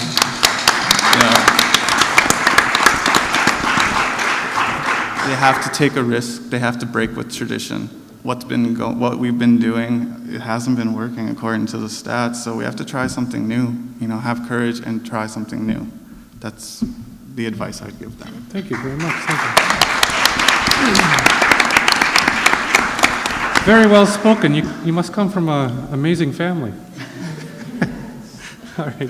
Coming up next, we have Michael R. Denny. Michael R. Denny, tell us a little bit about yourself, where you work, how you were involved in your community, why you chose to live in Cape Breton, and what initiatives and activities make you most excited for the future of Cape Breton, and why?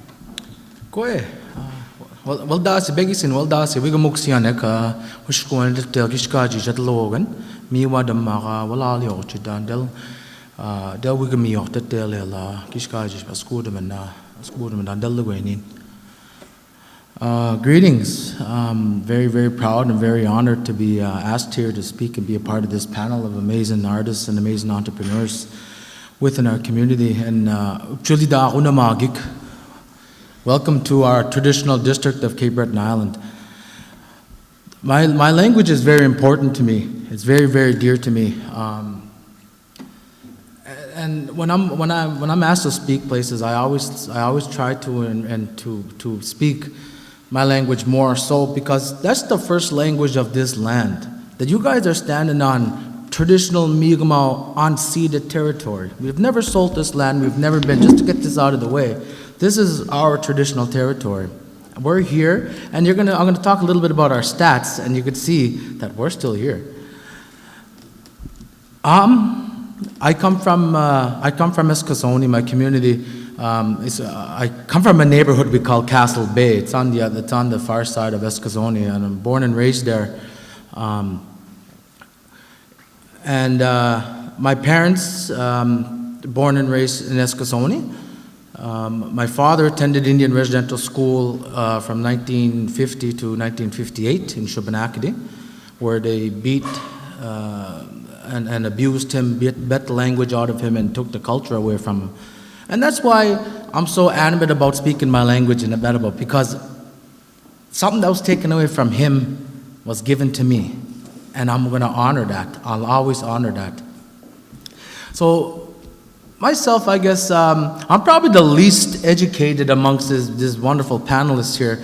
I graduated high school in 2005 in Eskasoni. At the time, it was called Eskasoni High School. I graduated at the top of my class, valedictorian for my graduating class. I went on to attend CBU. I was there for 2 years. Then I transferred to UNB. The 1 year I left Cape Breton, the one time I've ever was away for a year. At CBU, I was taking the Bachelor of Science Community Studies program under what they call the UMSIT program, which is environmental science with the Mi'kmaq spin to it, a two-eyed seeing approach. And when I transferred to UNB, I took forestry. I didn't really like that whole forestry they're chopping trees down and all. I didn't really like that. So I transferred back to CBU and I completed another year.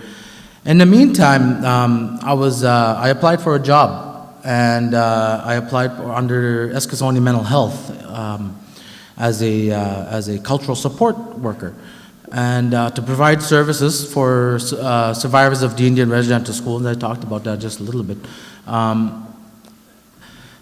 And I applied, and I didn't think I'd get it, but I was the top candidate, and I got my job. I got hired. So I put school on the back burner, and I started working. So I've been there since 2010-ish, and it's been a very, very important job to me.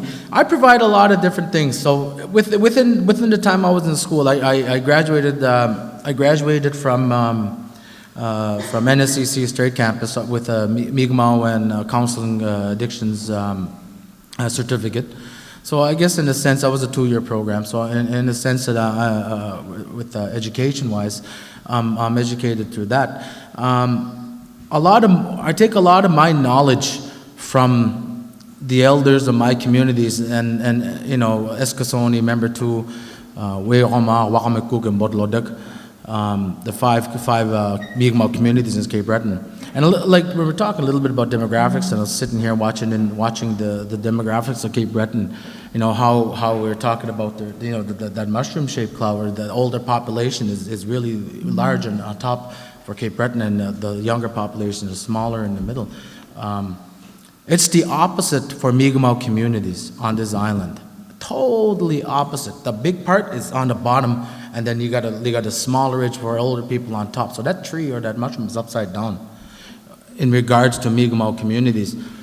In Eskasoni, I was just recently just got the stats of Eskasoni. There's a 60% population in Eskasoni under the age of 30. 60%. It's the totally opposite of the rest of Cape Breton. And I'm only speaking on behalf of Eskasoni, but all the other communities, Mi'kmaq communities in Cape Breton, have a similar trend. And the only population in Cape Breton right now that is going up are the Mi'kmaq communities. And with that, there's so much opportunity for Mi'kmaq youth to get educated and to become a cornerstone in Cape Breton economy. I feel that we're still underrepresented within Cape Breton, within our own territory. Just by looking out into the audience, I can see that, because the only Mi'kmaq people that I know are in this building is the 3 up here. I'm just throwing this out there. It's just a true fact. But we're talking about youth and populations. How come there's no more Mi'kmaq youth out here? That needs to be changed, because in Cape Breton, our population is the only ones that are going up. Our population is the only ones that are rising, and our people are staying. And as we're talking, one of the questions, why we're here, why we're staying, I'm from here. That's to me. That's and most of these people here, from wherever they come from here, born and raised in Cape Breton. That's why I'm here. I found opportunities here, and I've created opportunities here. This is where I'm from. This is where my grandparents are from. And so on and so forth upon the generations where my Mi'kmaq ancestors have been born and are buried in this land for thousands and thousands of years. This is where Mi'kmaq people are from, of this traditional district. We have 7 districts across our territory. This is the largest in sense of population. And we are here and we should be a part of a greater Cape Breton economy. And also, like I said, like I don't know why there isn't more Mi'kmaq people here. I would love to see that. And I honestly don't know who's in the audience. So, Ms. Gay, I do apologize if I offend anybody. But for myself, when I call myself an entrepreneur, I'm not incorporated, as a lot of these wonderful people up here in the panel. I do a lot of things. I do a lot of cultural trainings, cultural awareness stuff. I go like what Jeff does. I MC powwows, I dance, I sing. Something that was taken away from us. You know, growing up in Eskasoni, this is the actual largest Mi'kmaq community in the world. And growing up in Eskasoni, you know, there wasn't much going for us. You know, if you think Cape Breton is poor, you should come over to the reserve and try that out for a little bit. And to me, to overcome that, you know, to stay away from drugs, to stay away from alcohol is just short of a miracle. Being from where I'm from, the poverty rates are ridiculous in Eskasoni and a lot of communities here. But I've overcome that. And with that, it's because of my culture. That's what brought me here. That's what pulled me through, you know, to become who I am today. And for the, you know, for me in the future, when I think about it, I can't see anything but my culture around me always, in the sense that I'm capitalizing on it. And it's not ceremony, but for like singing and dancing and providing entertainment. In that sense, I'm capitalizing on that opportunity. But with that being said, our culture is very, very important to us as Mi'kmaq people, and as a young person like myself, I have to look. When we always one of our teachings, I have to look 7 generations ahead, because the 7 before us, when the settlers first came to our territory, to get to where we are today, well, how is my language going to survive, and how is my culture going to survive from here on out? Because I have to look ahead. We acknowledge what's happened in the past, and we move on from that, and I look towards the future. That's what I see in Cape Breton. Mi'kmaq people are not going to leave here. And that's the trend that we see here in Sydney, and to see in all other rural parts of Cape Breton Island, as the trend is people are leaving. Mi'kmaq people are not. There's a few people that went out west that go get jobs and stuff like everybody else, but the vast majority of the people here, Cape Breton, Mi'kmaq, are staying here, and because we're from here, this is where our ties are. Gimit Ginen, this is our country, this is our land. And that connection is not just where we put up our home. That connection to that land, it's unreal. This is where we're from. And that's why we don't leave. And that's why our population is huge. You know, some cold winter nights, and ooh, you gotta do something to stay warm. This is a family show. I come from a smaller family, but my parents' families, 14 kids on each side. I try to incorporate a lot of things. So I capitalize, and I make a lot of, I make some money off of doing my cultural things.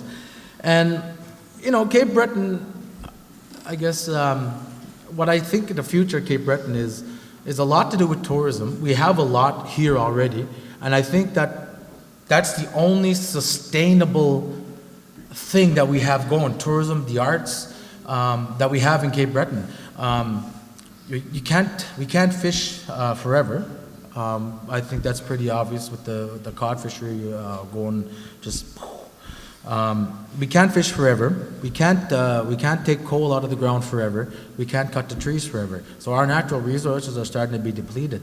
So we can't just focus on the natural resource things. So we have to do this in a way that we entrepreneur.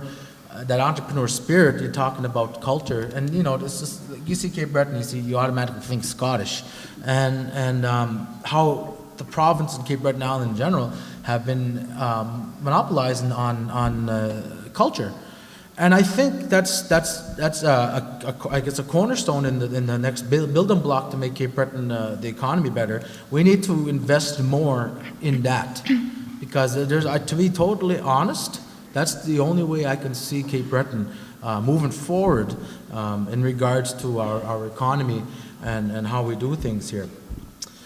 So I'm really excited about that. I'm really excited about what the future holds for us. Eskasoni has the biggest powwow in all of Atlantic Canada, and I bet you guys didn't even know that. And our powwows are open for everybody, so you guys are all more than welcome to come join our powwows. There's only 2 in Cape Breton Island now. There used to be 5. There's one in Membertou in September, the weekend after Labor Day, and Eskasoni has our powwow is going to be on July 1st, 2nd, and 3rd in a couple of weeks. And you guys are more than welcome to come and join us for that. It's a celebration. It's open for everybody. Bring some money, so you can. It's free. Everything is free, minus there's a lot of craft vendors who make their crafts and all this. Come on over and support them. Come on over and support our community. Come and join. We feed everybody, and we do everything is free. It doesn't cost any money to get in. We're a very welcoming community. There's never ever been anywhere other than Mi'kmaq communities where I've been so welcomed into the community, because that's what we are. We're so welcoming. And I'm very, very sorry for speaking a lot longer than I think these ones, but With that? I guess the one piece of advice, I got, really, and it shows you my background, is we are all treaty people here. Every one of us in this room. My ancestors and your ancestors wrote the treaties from 1725 right up until 1763-ish. The Covenant of Peace and Friendship treaties. And those treaties were written so that we could coexist and co-live in this land together. That was the whole idea of these treaties. And my only advice is to implement those treaties and to, within our government and within you, because change doesn't happen within government. We all know that.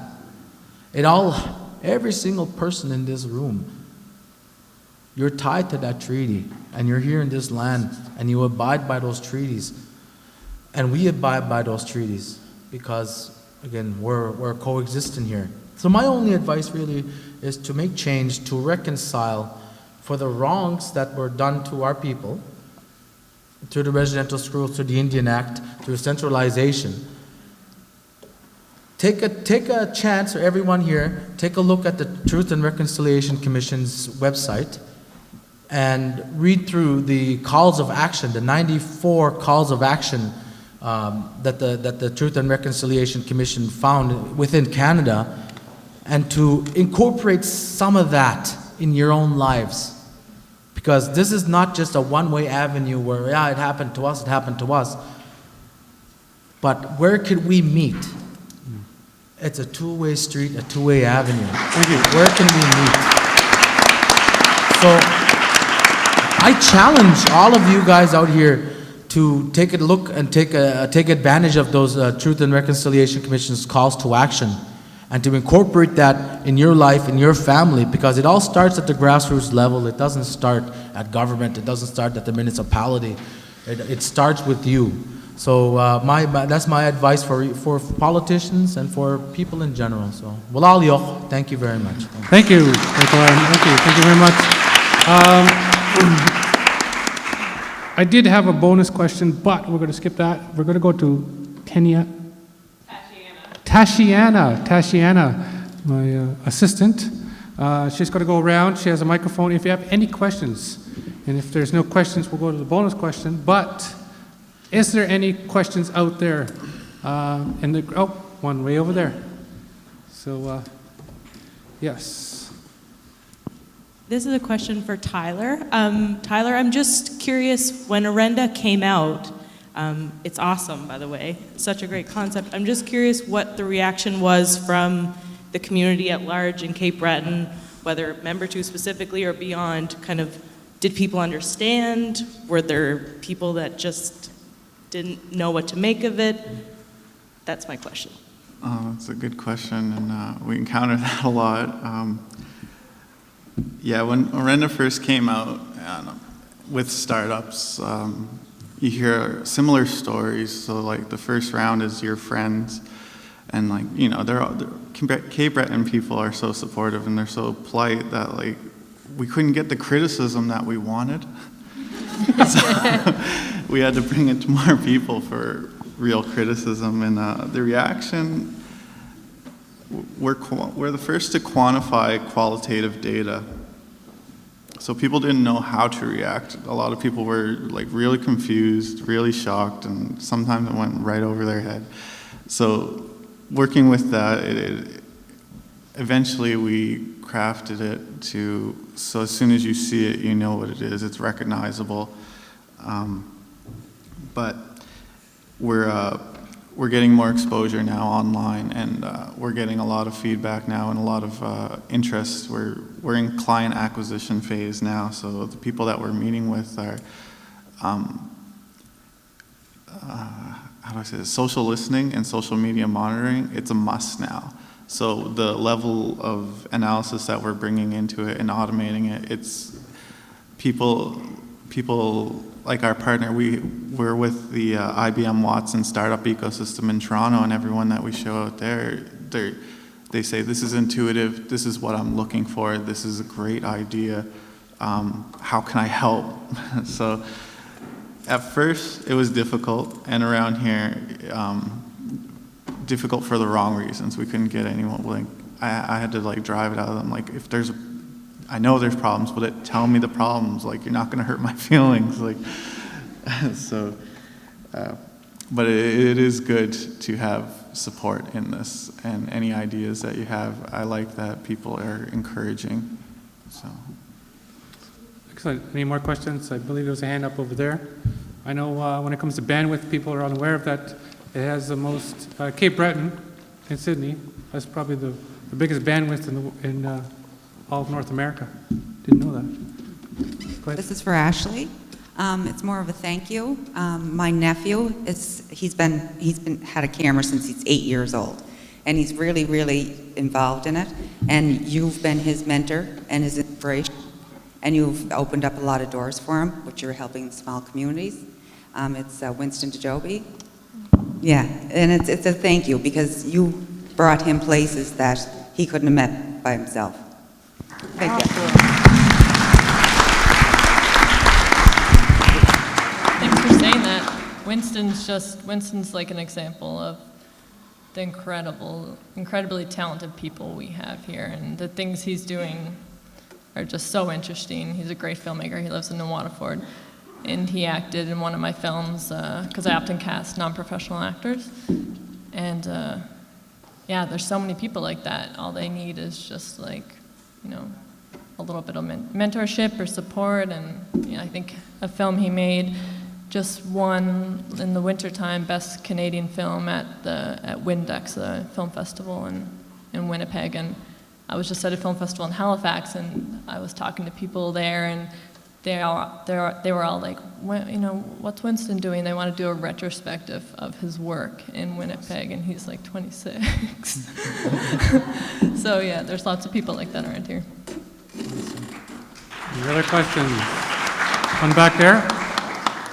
Hi, my name is Dawn, and I echo that comment. I think mentorship is a great aspect to what we do here in providing those skill sets onto the next generation. So I applaud that it's happening on a very young level. I think that's great. I have a question for Zualia. I've lived here almost all of my life here in Cape Breton, and I wanted to ask a really personal question.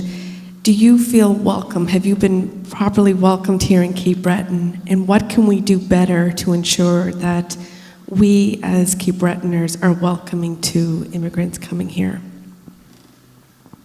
Like I said, I moved almost 8 years ago. 8 years ago, I did not feel welcome, no. Are we changing that now? Yes. 8 years ago when I came, I did not know where to go, who to speak to, what is resettlement, where is immigration office, where is There's, and I feel like there's a little bit of that now. There is service providers and there are offices anywhere, but they're not connected, and they're established. And someone here we're talking about, we did the research and we did the reports and we did all the paperwork, but no one is actually going to talk to these people or hear these people. 8 years ago it was different. It's changing now for sure. I personally know a lot, almost over 100 people who came, internationals from different areas of the world, Middle East and China, and they left. They came, they wanted to stay, they wanted to volunteer or be permanent residents or start a business. They wanted to do all that, but they did not know where to go or who to speak to or how to be supported. It's crazy how people are working on that now, and they're acknowledged the amount of people that come and go, especially internationals who come for study or who come for business, and they don't last long, they leave. And that people have acknowledged that, and it all goes back to my reason. I've not once, not twice, 10 times I've thought of leaving, going back home, going to a bigger city. My friends who came and left, they call me until this day and they're like, are you still in Nova Scotia? Like, what are you doing in Cape Breton? Because people don't know that there is, that we're working on that now, and it's getting better. Like I said, we have a new immigration center now. CBU is doing a great job. There is people who are interested and doing an amazing job of welcoming newcomers now. So it's changing. I don't want to repeat myself, but if you, as a person who's sitting here who wants to do better, just be welcoming, and people that come, leave their homes, leave their families, and come here, they're scared. They're very different. They think different, they behave different, they talk different, they work different, everything is different. And a lot of people here don't understand that, and they get scared of that, and they reject that. I don't want to use myself as an example, but CBU and New Dawn have given a person like me with different perspectives on culture and language and religion and everything an opportunity to be one of the community. Now I sit on a chair welcoming people like me to sit here and be something. So we're walking on the right track. It's getting better, and it's gonna get better. And hopefully, I have a list, like I said, of hundreds of people that only 5 of them stayed. Hopefully next year they're gonna be 50% of them staying, and just keep doing what we're doing, I guess. Thanks. Thank you. Thank you very much. Well, we're going to take a few more questions. We could keep going. Just a quick question. Oh, we have somebody out there? Excellent. Hey, everybody. This question is for Tyler and Michael. It seems every time that I get engaged in any kind of a panel or discussion with any of the Mi'kmaq First Nations, they're always so welcoming to come to their communities. And my question is around, we put a lot of emphasis on Cape Breton being a really welcoming place, but we focus more on outsiders than insiders. How can we be more welcoming to each other? So how can the communities outside of the First Nations be more welcoming not only of Mi'kmaq individuals, but Mi'kmaq businesses as well? Well, I suppose that we do a lot of things, and our humor is what probably made us survive. To be totally honest, our humor and how these but we also incorporate a lot of our culture in everyday things that we do. As soon as we wake up in the morning, we welcome the sun. We have a sunrise ceremony, but that's personal and everything that we do. I think what could be done in the sense that welcoming is have a welcoming ceremony for people and involve not just Mi'kmaq people, but involve all different stakeholders or different people of Cape Breton, of this beautiful island of ours, and work together with that. A welcoming ceremony, we do that in our communities. And when long time ago, I'm talking about before Buddy came over on the ship, we would often sing, and we would sing to the community. Let's say because we're water people, so we're always on our canoes. So when they would come by canoe, they would sing this song. And the song was a song of peace and a song of treaty, so that you know that these guys coming on this canoe, just traveling people, are not to be harming the community or the village there. That's just on a side. But a welcoming ceremony would be very, very appropriate, I would think, to your. I hope that answers your question. Tyler wants to add to that. I think. To build on that, I like how, Michael, you challenged everyone to read up on their history and read up on, what is your responsibility to our community. And with Michael's answer is rooted in history and culture. So just to make it clear, how do we welcome each other? You have to know your history, you have to know your culture, you have to know that it's not as simple as let's wipe the slate clean and start from scratch. We can't just start in 2016 being more welcoming all of a sudden. We have to take into consideration that on reserve, we're living through colonial trauma. Mm-hmm. So it's not entirely that we can't just forget about what has happened. And I think for communities that are off reserve, do your part, learn your history too, learn our history. And I think the more you know, when you know better, you'll do better. And that's when you'll see the welcoming, and the community boundaries will start to disappear. So like we'll recognize the human dignity in one another, and that what we share is more important. Just to, thank you very much. Okay, go ahead. I just wanted to add, I don't know if it's still available, but CBU put out a free course of Mi'kmaq history and culture. We were all on it. Oh yeah. And I mean that was back in like January or something, but I don't know if it's still available online, but it was great.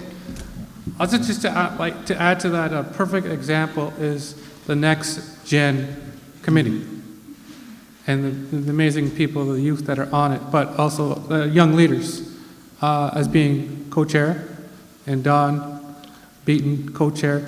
We're coming together. We're working together. All of us coming together different. Member 2 is about partnerships. Member 2, hires. 500 people full-time. Half employees are from down around the surrounding areas. Not half, but a good high percentage. We're doing our part as member 2. We're bringing people from different communities. We're working. We're walking our talk. We're creating those partnerships. So what we want the communities to come up, come learn, but also, the communities and the businesses hire Aboriginal people. Orenda, the amazing partnership that they just created with having Tyler part of their team, mainstream society. So I see a great future happening. We're coming together, but like Michael R. said, there's got to be more. And everybody's welcome. Come to our powwows, July 1st, 2nd, and 3rd.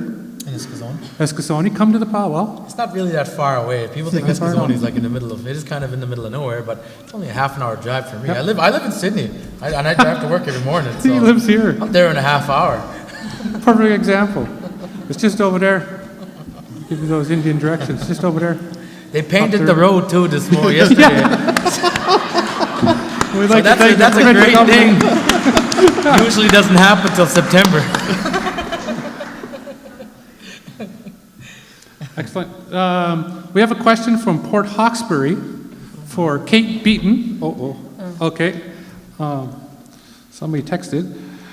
What words of advice would you give people wanting to move back to rural Cape Breton, to the rural advice? areas? I mean, if you're going to move back there, I already had a career in my pocket moving home. So it was easier for me. It's not like I had to leave a good job in a city and come back. But I feel like my life has been richer, and there's a lot worth it to come home for. People thought that I was going to be bored all winter. I've never been busier. I'm involved in the Historical Society, and I am busy with family things, and it's a joy because I've been away for so long. And we have some Syrian families who have moved into the community as well, and you know, there's a lot to do. I don't know about advice. Like at some point, I just realized that I could move home, so I thought, why don't I give it a shot? I think that when you leave, you get it in your brain because it's drilled into all of us, like you have to leave. You have to go to school, and you gotta get a job somewhere, and then you gotta be there. And it's not really, you shut your mind out to the option of coming back. You think that it's not an opportunity because you haven't really been raised to believe that it's one. And then, you know, one day I was just like, oh, I can go home if I want to. And sometimes you have to make that leap of faith and say, well, okay, there's not a lot of young people in my town, and there's, you know, not a lot of opportunity, but it's my home, and I care about it, and I want to give it a shot, and maybe it'll work out, and maybe it won't, but I think that you need to just turn that switch off in your mind and say, okay, I'll go, I'll give it a shot. And like, I feel like I didn't address some of this as well as these guys, but I totally agree with that whole, like, everybody wants to believe that entrepreneurship and stuff is the way forward for Cape Breton, and I agree with that. But yeah, you know, if you move back and you got to try new things, like, you know, I think we all have to, including myself, you know, and my job is pretty lonesome in a way, and you kind of, you're an artist or something, and you kind of work on your own thing, and I should be, you know, doing my part to convince politicians to give more money to artists and things, because we kind of lose our voice in that sense. The money goes to sustaining industry, and artists and entrepreneurship, people just take care of themselves. They just generate money from nowhere. But that's not how it actually happens. And there's a lot of, like, people are like, oh, that's the future, you know, entrepreneurship and everything. But we have to stand up for ourselves too in politics and get involved in a bigger scale outside of you know, the bubble that I work in. So I have to do that too. Thank you. Thank you very much. We have another question right over here. No more questions? All right, ladies and gentlemen, how about a big round of applause for all our panelists?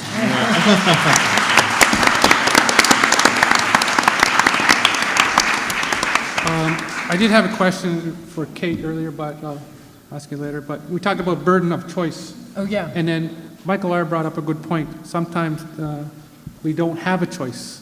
We live here. So, I mean, and we're going from one extreme to the other extreme. And I think what we're trying to do today is bring balance.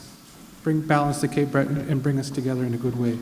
And no matter how much you study us and the stats that are out there, sometimes, like Michael R. and like we brought out, they're at the two opposite ends. They just studied Sydney and Cape Breton, but here's the Mi'kmaq people with the exact opposite stats, but the same issues, the very same issues. So keep that in your head, because we're looking for solutions.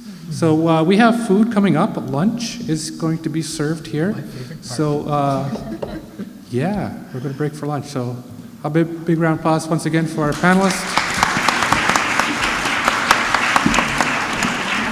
And how about a big round of applause for Nigel Carnes doing our sound and our lights. And cue the music. No? Oh, wait a minute. Oh, we got a few announcements to make before. About lunch. Go ahead. So So as Jeff mentioned, we're just waiting on lunch. It's actually coming in right now. So how lunch is going to happen is it's going to be at the back table there where the nutrition break was. And it's a plated lunch, so just grab your plate and head back to your seat. And we're going to have our luncheon keynote at 12 p.m. on the dot. That's Doug Griffin's. So if you could please, just when you get your lunch, head right back to your seat, because I know we only have about 20 minutes. It's on its way in, so just give it a couple minutes. And then I would just like to say a huge thank you to the panel. We all know out-migration is an issue here in Cape Breton, and it's great to hear from people who have either decided to stay here or have come back. I'm actually one of those people who lived away for about 7 years, so I know coming home was definitely something that's been really, really great to me, and Cape Breton has certainly embraced me, and I've had some great success in my career, so it's always really nice to hear from other people as well. And also, just a quick note, if you did order a vegetarian lunch, just speak directly to somebody who is down there, and they will be able to direct you where you can get your vegetarian lunch. Thank you. Cue the music.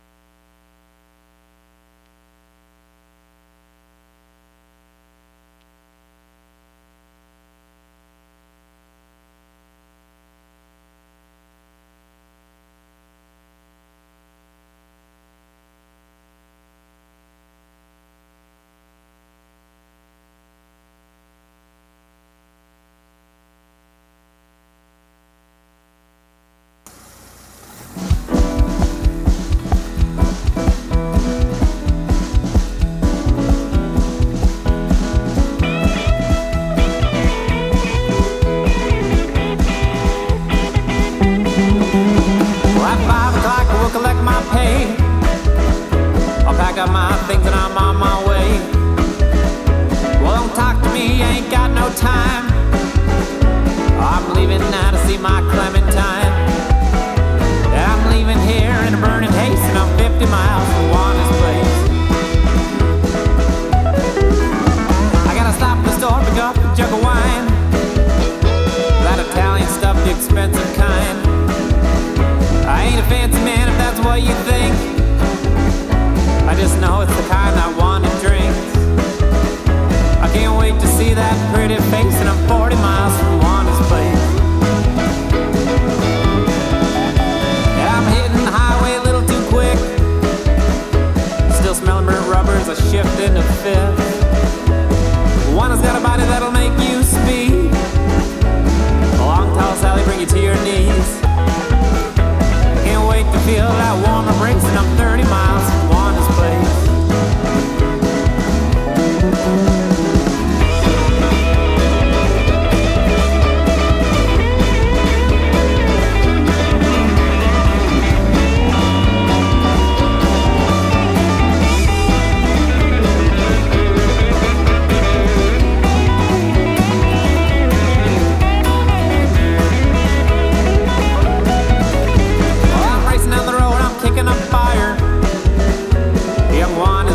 So inspired. Well, so much so I lost track of my speed. Now the flashing lights are coming after me. Two cops me in a high-speed chase. I'm 20 miles from Wanda's place. Well, their lights are on, their sirens singing. My head is throbbing, my ears are ringing. You won't stop me from where I belong. All I'm even thinking about is what Wanda's got on. Well, I hope she's wearing silk and lace. I'm 10 miles out from Wanda's place.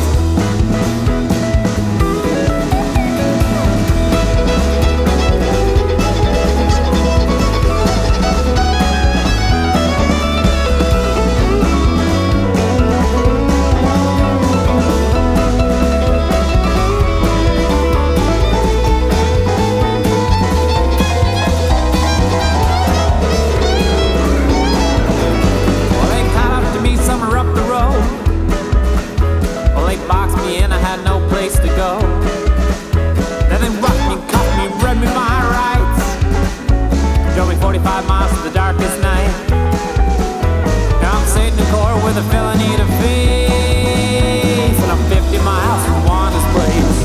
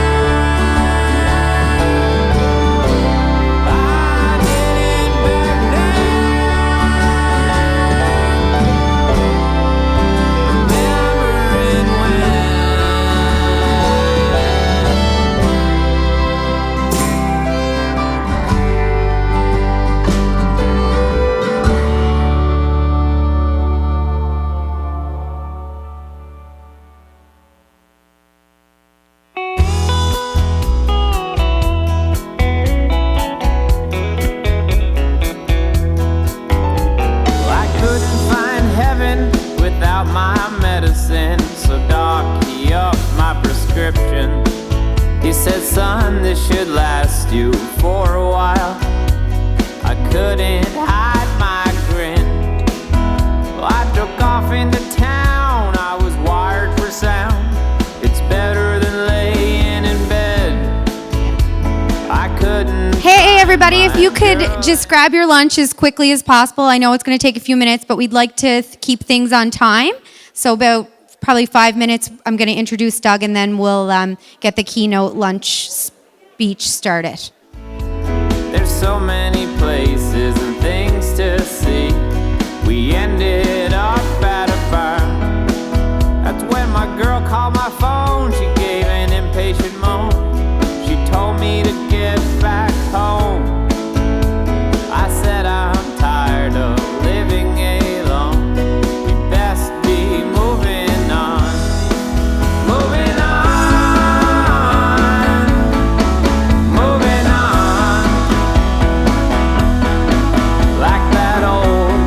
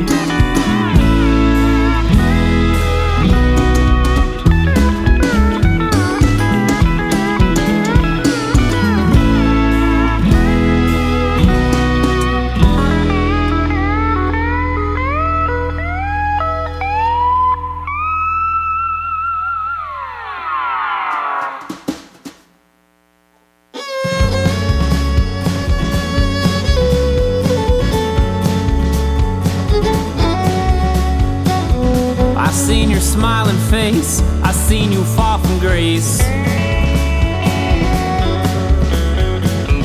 I seen you overcome. I seen you quit the race.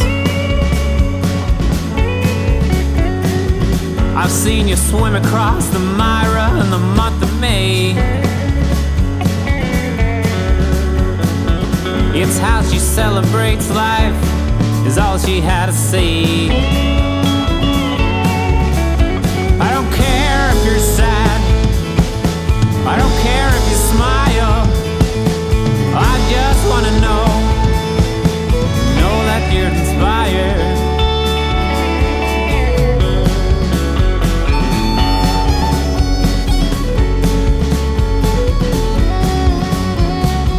You'll get over him soon. I prescribe you 2 full moons. No use spending all your time locked up in your room.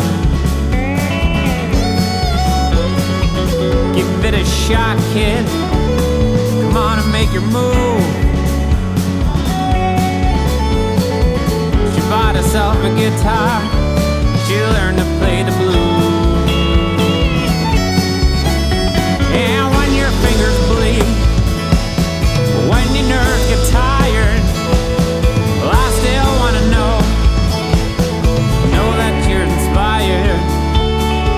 Well, I've gotta know that you're inspired. Come hell or high water, when the sky comes crumbling down, get your feet on solid ground, 'cause I may not be around.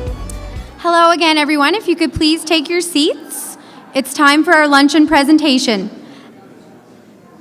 At this time, I would like to welcome, all the way from Alberta, best-selling author of 13 Ways to Kill Your Community, Doug Griffiths.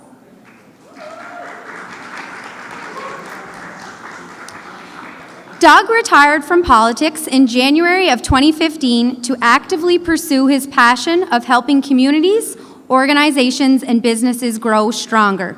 In his best-selling book, 13 Ways to Kill Your Community, Doug identified challenges and opportunities that are present in every community across the nation.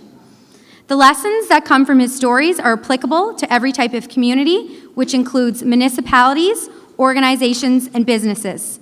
Today, Doug will explain his 13 Ways to Kill Your Community with a keen focus on youth and young professionals and how we can identify obstacles, realize opportunities, and develop action plans to successfully steer Cape Breton in a positive direction. It is my pleasure to please welcome Doug Griffiths.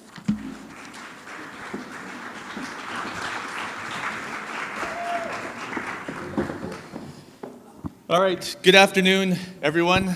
I know this is going to be tough because I'm going to talk to you for just over an hour, and you're eating, and then you'll have eaten, and you'll all want a nap.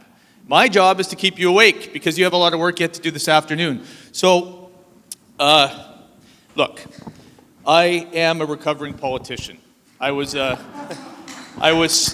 know, it's, my wife applauds me all the time too for that. I served in 2 cabinet posts, senior cabinet posts, 3 junior cabinet posts, but I didn't get into politics for the sake of being a politician or having a title or a name. I got into politics because I lived in a very small town. And I ranched in that small town. I moved down the road 30 miles and lived in another small town because it was halfway between where I ranched and the place where I taught students because I had a teaching degree. And I had the perfect life. I mean, I got to go to school and teach kids all day, and I got to come home and I got to ride my horse in the evening and work the cattle all weekend. Life was fantastic. But then it occurred to me that all 3 of the communities I was involved in were suffering. They were shrinking, they were getting smaller, and I was worried about the future of those communities. So I started to travel around and talk about the need for rural community development. And the next thing I knew, I got elected as the MLA. That's what happens. Be forewarned, if you want to get elected, just shoot your mouth off 1 times and it'll happen, all right? And so the very first job I got assigned was to work on rural community development by the Deputy Premier in Alberta. She said, you campaigned on it, go do something. That's all the guidelines she gave me. So there are over 422 communities in the province of Alberta, and I went to over 200 of them in the first couple of years to write a rural community development strategy. Not an agriculture strategy, because we've always had an agriculture strategy in the province, and most people do. A rural community development strategy is what we wanted. So I wrote it. It had 72 recommendations that covered health, education, community infrastructure, economic development, youth, seniors, tourism, arts and culture, water, wastewater infrastructure, you name it, it covered it. And I was really proud of the report. In fact, people kept coming up to me and saying, that's a great report. It tells us what to do. I gave it to the Deputy Premier, and she said, you've got to go tell everyone about it. So I traveled all over the province again for another 2 years, telling everyone what they needed to do around health, education, community infrastructure, economic development, youth, seniors, tourism, arts and culture, water, wastewater infrastructure, right? I told them all. And I got a little bit frustrated because I was invited to this community for a third time, and they proved to me they weren't listening to what I said. Because when I talked to them about health, education, community infrastructure, youth, you got the gist, right? When I talked to them about that, I emphasized in the report that I wrote, and every time I did the presentation, at the beginning and at the end, that it didn't matter what the province did. It was up to communities to decide they wanted to be successful. They were the ones that could control it. Because they could invite me in, where I would tell them what to do around health, education, community infrastructure, a generic plan that all 422 communities could adopt. And I could come with some money, which we did. The province came up with money, which I could help communities do things with. But as soon as the money ran out and as soon as I left town, it would die because it wasn't that community's plan. It was just a generic provincial plan. Communities had to decide what they wanted to do to be successful. So I told you I was a teacher, right? It subsidized my ranching habits. It helped me with an epiphany. Because when I was a junior high teacher, but I would go to high school students and talk to them about how to be successful, right? Study hard, work hard, don't do drugs, marry someone nice. That's pretty much the 3 key rules to being happy. And I would tell them all they needed to know. And they would look at me as if to say, I know, everyone says that, thank you. They didn't change a single thing they were doing. So I had this little epiphany. I was walking into the class one day to do a speech. I opened up the door, I looked at the class, and it struck me on what I was going to do before I even shut the door. And I went up to the front of the classroom and I said to the students, okay, I want you to paint a picture of what it would look like if you failed at life. That's what I asked them. And it would take them a little while to get warmed up, and then they'd start to say things like, well, if I wanted to fail at life, I'd become a drug addict. So I'd write that on the board. They'd say, I would fail out of school, so I couldn't get a good job and take care of my family. So I would write that on the board. They would say, you know what, maybe I'd get pregnant or get someone prematurely pregnant. It might not ruin my life, but it could set me back. I mean, whatever they came up with, I wrote on the board. And then I would ask them, okay, pretend your goal in life is to fail. You want to ruin your life. How would you start today? Start with the first one, become a drug addict. Now, these were high school students, remember?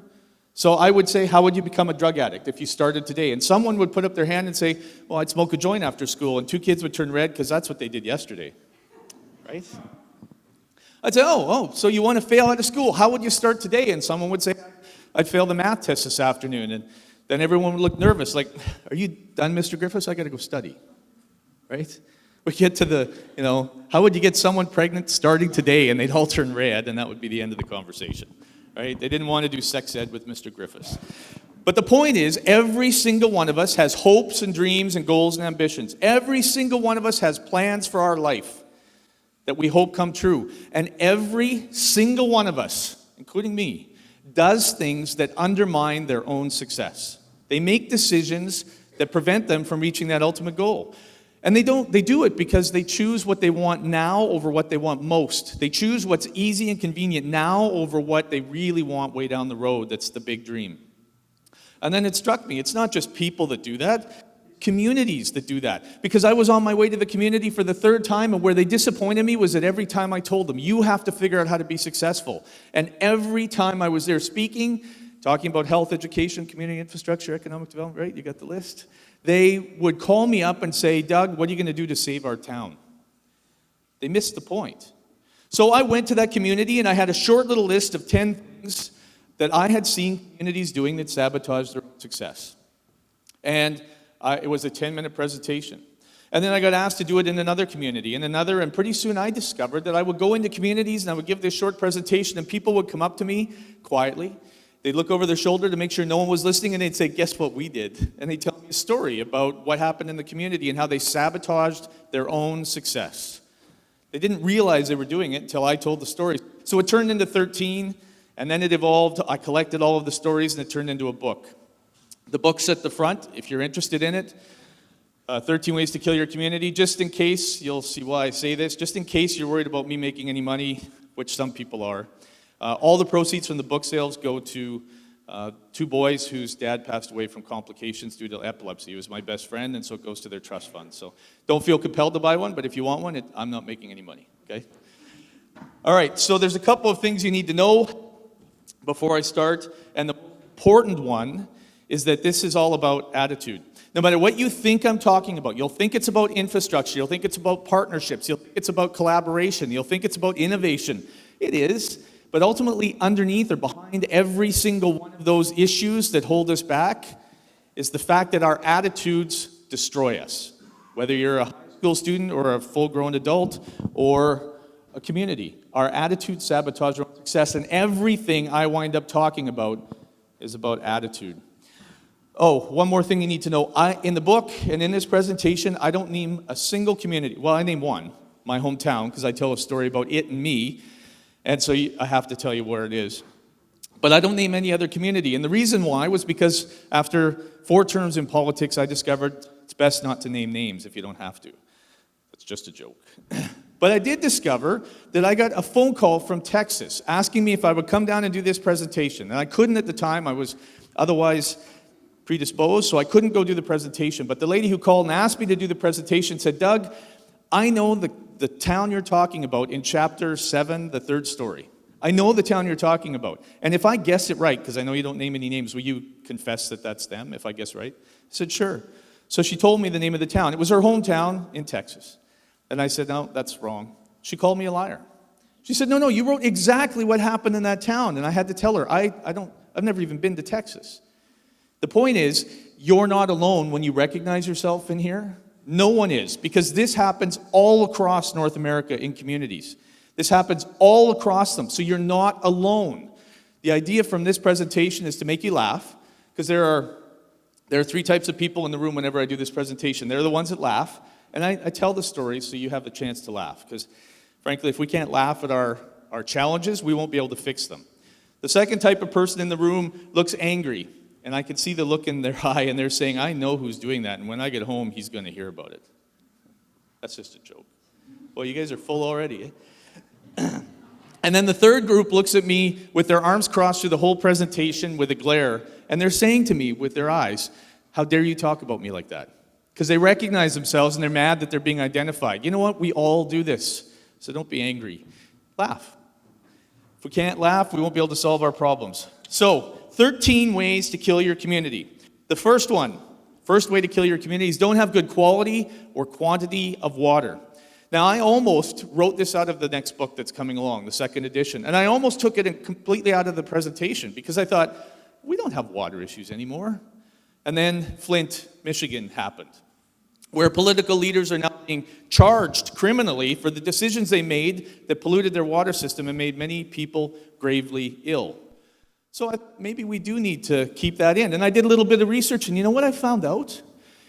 Every week in Canada, there are 3 communities on average, sometimes more, sometimes less, but 3 communities on average that have a boil water advisory because there's a health threat to their water. A boil water advisory, on average, 3 communities every week. And boil water advisories don't last for a couple of hours or a couple of days. They last for weeks and sometimes months.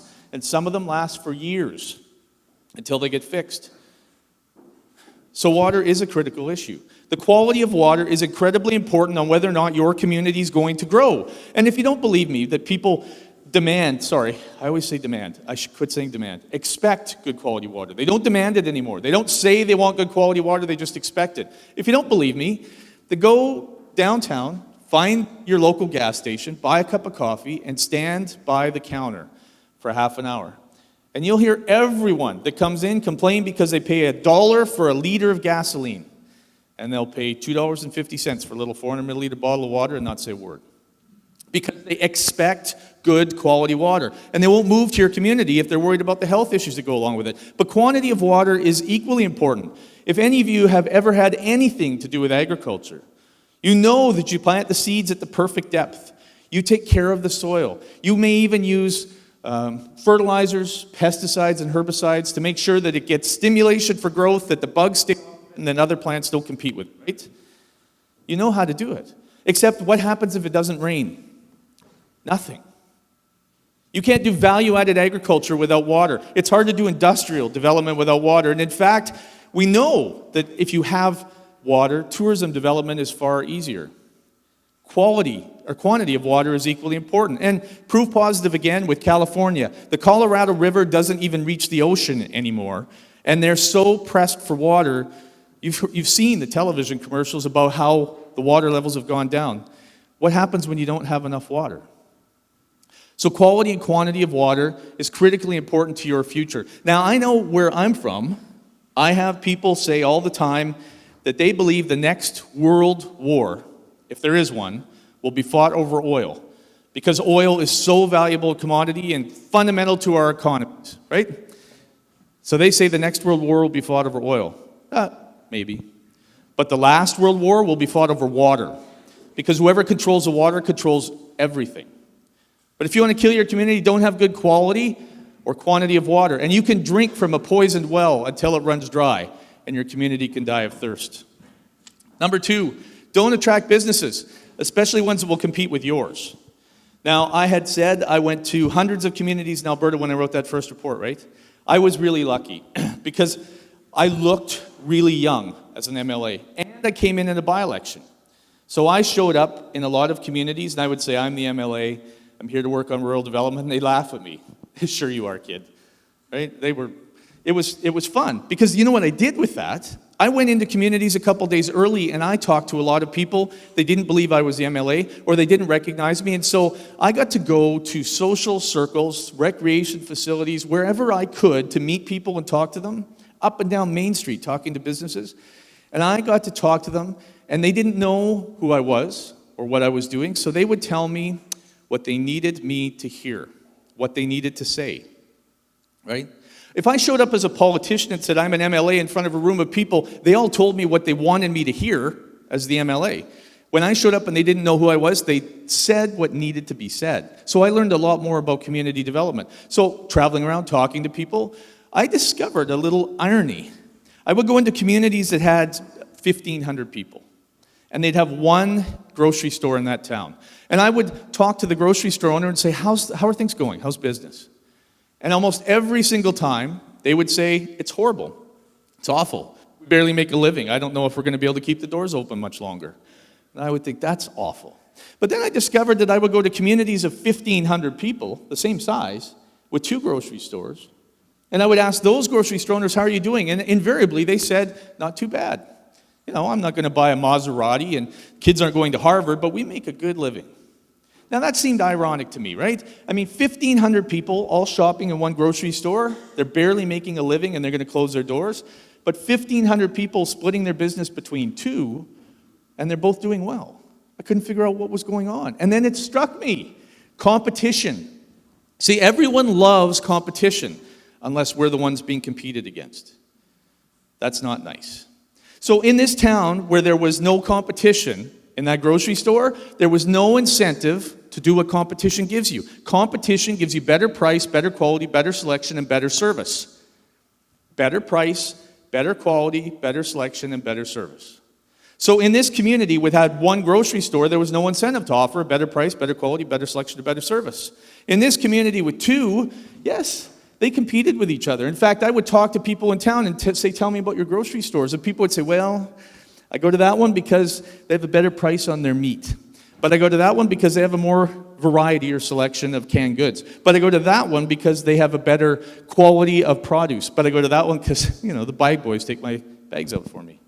Price, quality, selection, service. So all 1,500 people in this town shopped in those grocery stores. Over here, most people, because they didn't feel like they got good price, quality, selection, and service, went somewhere else. They didn't feel like they were getting it there. So they would just go in to get their milk because the milk was almost always dated and it was too expensive and they were getting gouged. They didn't have many varieties. So they would only get what they absolutely needed. Where do you think they went the rest of the time? Over to this community where they had 2 grocery stores, where they competed and they got better price, quality, selection, and service. So this community of 1,500 people didn't even just have 1,500 people shopping locally. They had almost 3,000 people shopping locally, which is why they were doing so much better, and this person could always barely eke out a living.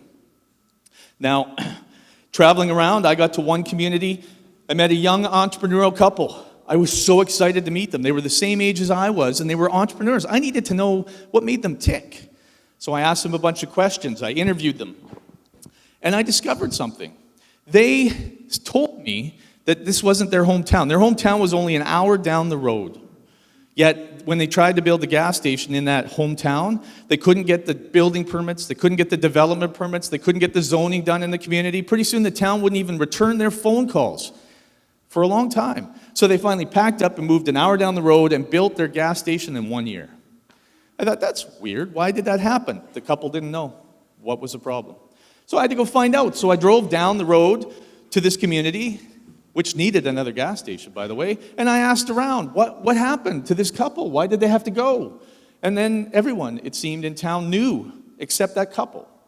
Because everyone told me, oh, that's because the mayor at the time owned the Shell gas station across the street from where they wanted to build and didn't want the competition. He had the only gas station in town, and they knew he didn't want the competition. In fact, I asked so many questions, and people started to tell me what was going on. I found out there was another couple that went the opposite direction because they had the same problem. Couldn't get the building permits, couldn't get the development permits, couldn't get the zoning done, nothing. And I asked, and everyone told me. Well, the new mayor we had at that time managed the Acklands and didn't want the competition. So he drove them out of town. Now, I had asked a lot of questions in this town over a couple days, and I started to feel like a Catholic priest on Sunday because people were coming to confess to me everything, stuff I didn't want to know.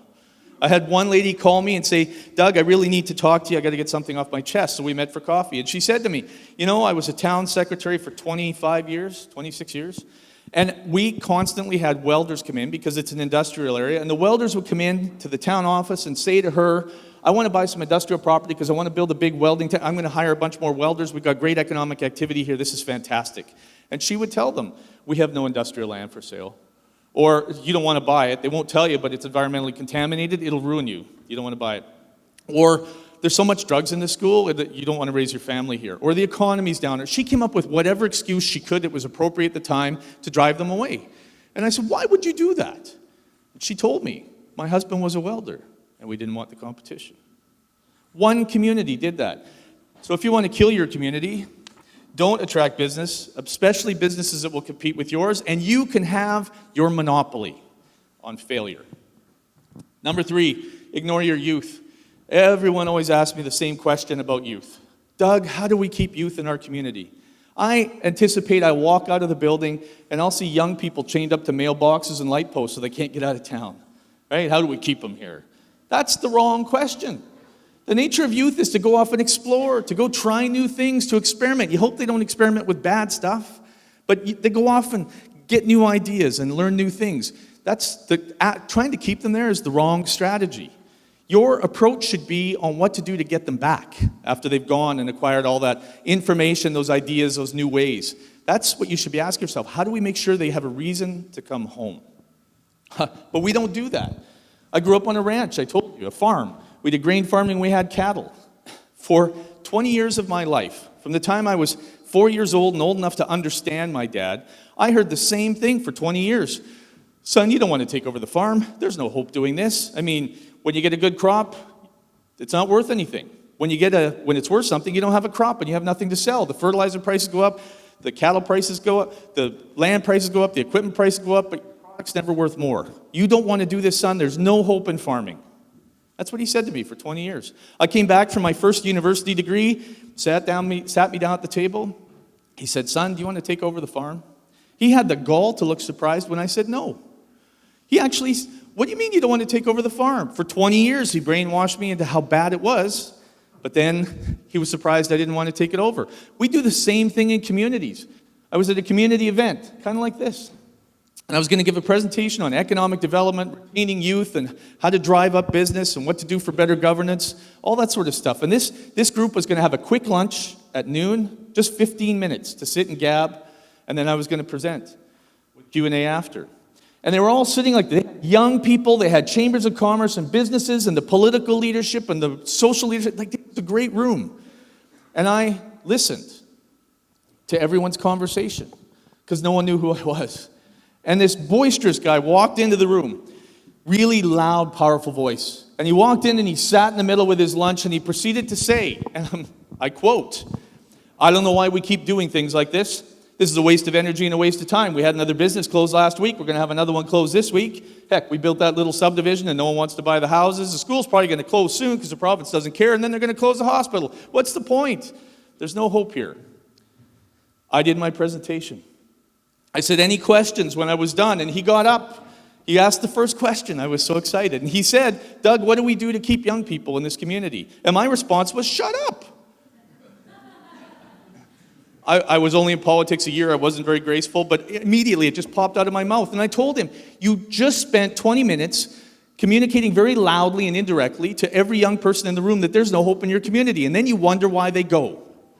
But we do that all the time. We run down our own communities and say there's no hope and no future here. When I was growing up, I was deliberately communicated every single day from everyone in the community, not just my dad, that I was going to work in the oil patch, I was going to take over the farm, or I was going to go to school because I was smart and never come back. There was never a question about whether I was going to come back. No one ever asked me about coming back. It was actually indicated to me that if I was smart, I'd go to school and get the hell out of this town. That's what we communicate to our young people all the time. Yet there are some communities that have changed the tone on that, and they do what I call boomerang strategies, right? A boomerang, you let it go, and it comes back to you. That's the way you have to approach youth. Boomerang strategies. And so I like Winkler, Manitoba. I don't know if they still do this. It's over a decade since I think they switched mayors, and I don't know what they're doing now. But for a period of about 10 years, the mayor, the council, met with and interviewed the grade 11 and 12 students in the school. And he asked them all, the council asked them all, I think the Chamber of Commerce did it too, asked them all, what do you want to be when you grow up? What are you planning on doing? Do you want to invest in new business opportunities? Do you want to be a professional? What kind of job are you looking for? Where do you want to go? And they took it upon themselves. He said if we had 100 grads, our job was to create 100 jobs or 100 entrepreneurial business opportunities or let the professionals know we needed them. He said no one ever asked if we needed a dentist until they got elected. And then it took them years to find one student that said, I want to be a dentist. And they said, well, we need a dentist. Can we help? And they just kept communicating with those young, and they said that, maybe they would get 30 out of 100 that would come home.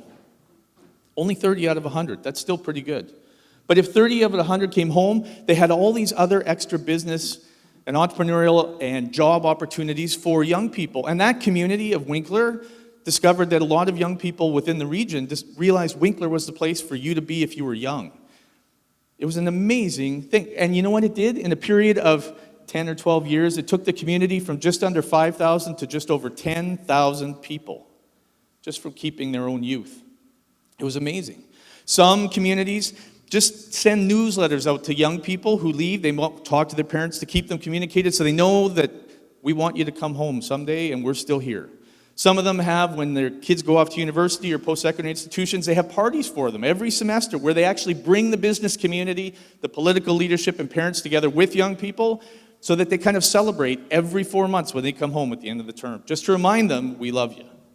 Some of them, I saw one community that actually bought a duplex beside a post-secondary institution with a few other communities, and they said, any professionals, anyone that we need, if you're interested in going, we'll pay for the housing. They actually would tell the parents, we understand that your son or daughter wants to become an architect. If they're interested in doing that and coming back, you can be anywhere when you're an architect with the internet. They would go through and try and recruit them and make sure they had a reason to come home for a few years after. And when they did for a few years, they would typically stay. But, hey, if you want to kill your community, then you've got to get your youth to leave. Because frankly, the youth are the future. Those two words are interchangeable. The youth is the future. So if you want to kill your community and get rid of its future, you've got to get rid of your youth. So you've got to make sure they have no reason to come home and your community can die with no future. Number 4, don't assess your strengths or weaknesses. This is just not assessing who you are. And I can identify a community in 1 second driving into the town that has not assessed who they are. They always put up the same sign. And I'm not joking. It is always the same sign, and it says the same thing. My wife hates it when I do this. Driving into the community, right at the entrance, they'll put up a big sign, and it says, lots for sale. And my question to my wife is always, lots of what? Seriously, the sign says lots. I know what they mean. They mean we have a bare piece of dirt that you can own. That's it. Their advertisement is we have dirt.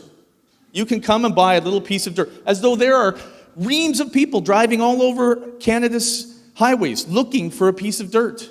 Just, oh, look, honey, they have a lot. A lot of what? I don't know. It's insane. They have no idea what to sell or market themselves except that they have a piece of dirt. That's it.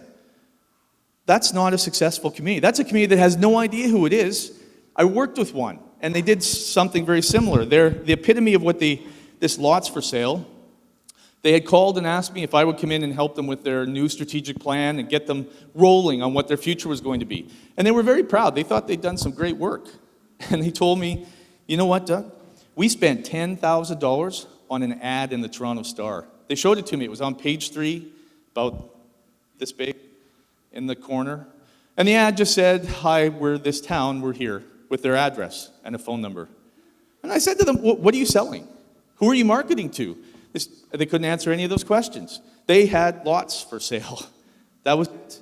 I said, who are you reaching in Toronto that's going to come? And they said, well, we don't know. What are you going to sell to them that's going to make them want to come? Well, we don't know. So it was a huge mistake, $10,000 wasted.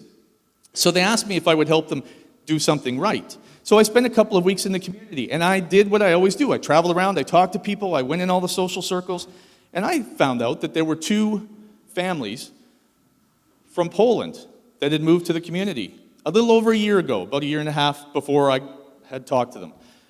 No one had talked to them.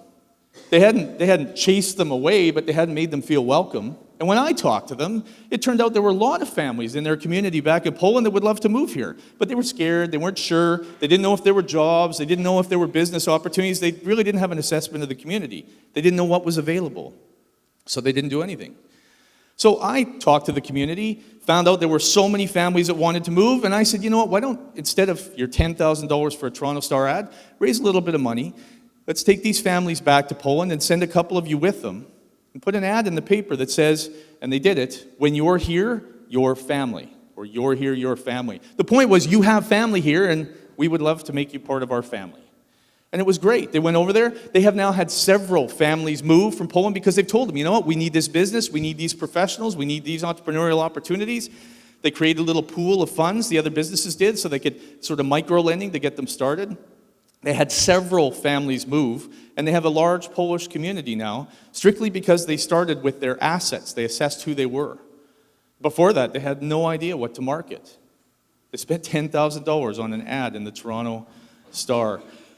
But most people don't do that sort of thing. I have worked with so many communities. I worked with one where they asked me to do an assessment of the community and tell them what I thought about, I do this site neurosis assessment for communities and tell them what's wrong with them. And so I went into this community and I talked to everybody in town, or most people in town, and I was trying to find out what they could be and what they were going to do. And I told them when we were done that they should change the slogan on the town sign to "Still waiting for the mine to open."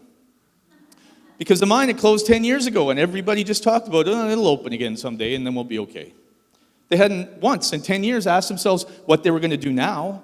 They hadn't asked themselves what they could be. They hadn't looked at any opportunities. They were just waiting for the mine to open again. And it was never going to happen.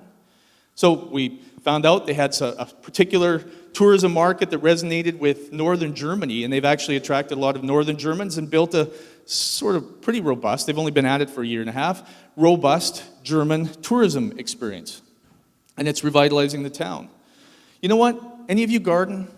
I garden all the time. I garden because it's cheaper than therapy. So I go out in the garden and I dig in the dirt and I think and I chastise myself and then I apologize and then I move on. And the phrase I like to use for most of these communities that don't assess who they are, it's because they're afraid to repot. And you have to repot sometimes. You know when a plant gets stagnant in the pot, it can't grow anymore. You need to pull it out, strip away all the old dirt, get a bigger pot, put in fresh soil with fresh nutrients and put it back in, and then it can grow. And many communities are in the same situation. They're stuck with no room to grow because they haven't repotted themselves. And so if you want to kill your community, don't assess who you are. Don't assess what your strengths are, your weaknesses, or what you could become. Just keep being what you always were. And maybe, just maybe, when your community dies, you can be the John Doe in the morgue of communities with a toe tag that reads lots for sale. Number 5, shop elsewhere. Now, every single solitary chamber of commerce in the world, I think, tells everyone shop local. There's an actual economic principle that says to people, you need to shop local. If you spend $1 in town, it touches 7 other hands on average before it leaves town. Economic principle. So everyone says shop locally, and we all know we're supposed to shop locally, right? To keep the dollars in town. But we don't as consumers. We so don't in a small town. If you're a new immigrant or an outsider to a community, I'll get to you in chapter 11, okay? But if you have lived in your community your entire life, this is what happens to you. There's 3 phases to opening your business. You invest all your money, all your equity, your life savings in starting a new business. And then in the coffee shop, the most evil place on earth, where nothing positive is ever said and very little truth is ever spread, start chastising you. They sit there and they talk when you're not there, and they say things like, what a stupid idea, I can't believe they'd invest all their money in there. That's never going to work. There's not a big enough economy, and they're not going to get enough people. And then when they go broke, where am I going to get my supplies and my service, and who's going to fix it? No, that's a bad idea. And so they won't shop in your store. Customers. Then phase 2 comes along, and maybe the business survives. Hell, maybe it's even a little prosperous, right? Prosperous. And then people in the coffee shop change their tune, and they start saying things like, did you see the size of his new golf clubs? And they're building a new house, and they got a new car, and she's got a nice big shiny ring on her finger. Those guys are getting too much money, and they won't shop there. They'll drive 20 miles down the road to make someone else rich, shop there, but they won't do it locally. And it's illogical. It's irrational. In fact, it's insane. And it's evil because it's so illogical. Just imagine, that's jealousy, right? I'm jealous because a business owner is making money and prosperous, right? So I'm very jealous. What I really want when I'm talking like that is to make sure no one shops there, so I don't have a reason to be jealous. I think the mic's fading. So I'm jealous of you because you have such a successful, prosperous business, right? I don't want you. Can you guys hear me? Can anyone, not hear me at the back? Yeah? Okay. All right. So I don't want you to be successful or prosperous. I'm jealous of you. So I hope no one shops there, and then I no longer have to be jealous of you. So what if that comes true and no one shops in your store, and you finally go broke? Now I don't have to be jealous of you anymore. Isn't that great? Except it'll be the next business owner, and I'll have to be jealous of her business now, and that's no good. So I'm still jealous, and then pretty soon no one shops in her business. That's great. I don't have to be jealous of you either, but then you're next. What happens if it goes down the chain, and I finally don't have anyone to be jealous of, because everyone's gone broke? What makes anyone think my business will do well, or I'll even have a job when it's all done? It's illogical, which makes it an evil trait. And then, of course, the third phase comes along when the business finally goes broke, or gets bought up by another business, or moves to a larger location where it's more appreciated, and then people say, what do we have to do to keep a business in this town? It's crazy. Of course, I have not seen a single solitary chambers of commerce spend any effort or time telling businesses you have to give people a reason to shop locally, right? They preach to consumers, spend your money locally, but they don't spend any time telling business owners, you better make sure it's worth their while. You remember the mayor who owned the Shell gas station and didn't want the competition?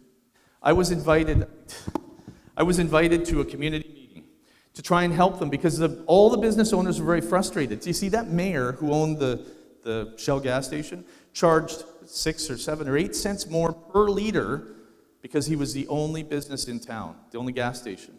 So he gouged them. So people would say, I can't be gouged. I'm sick and tired of him doing that to me. And they would go down the road to another community and another gas station to buy gas. And when they were there, they would also go to the hardware store. And they would stop and pick up groceries. And they would have lunch, maybe school supplies, right? They spent money. And all that money was leaving town. So they said, you got to help us because, is it cutting in and out?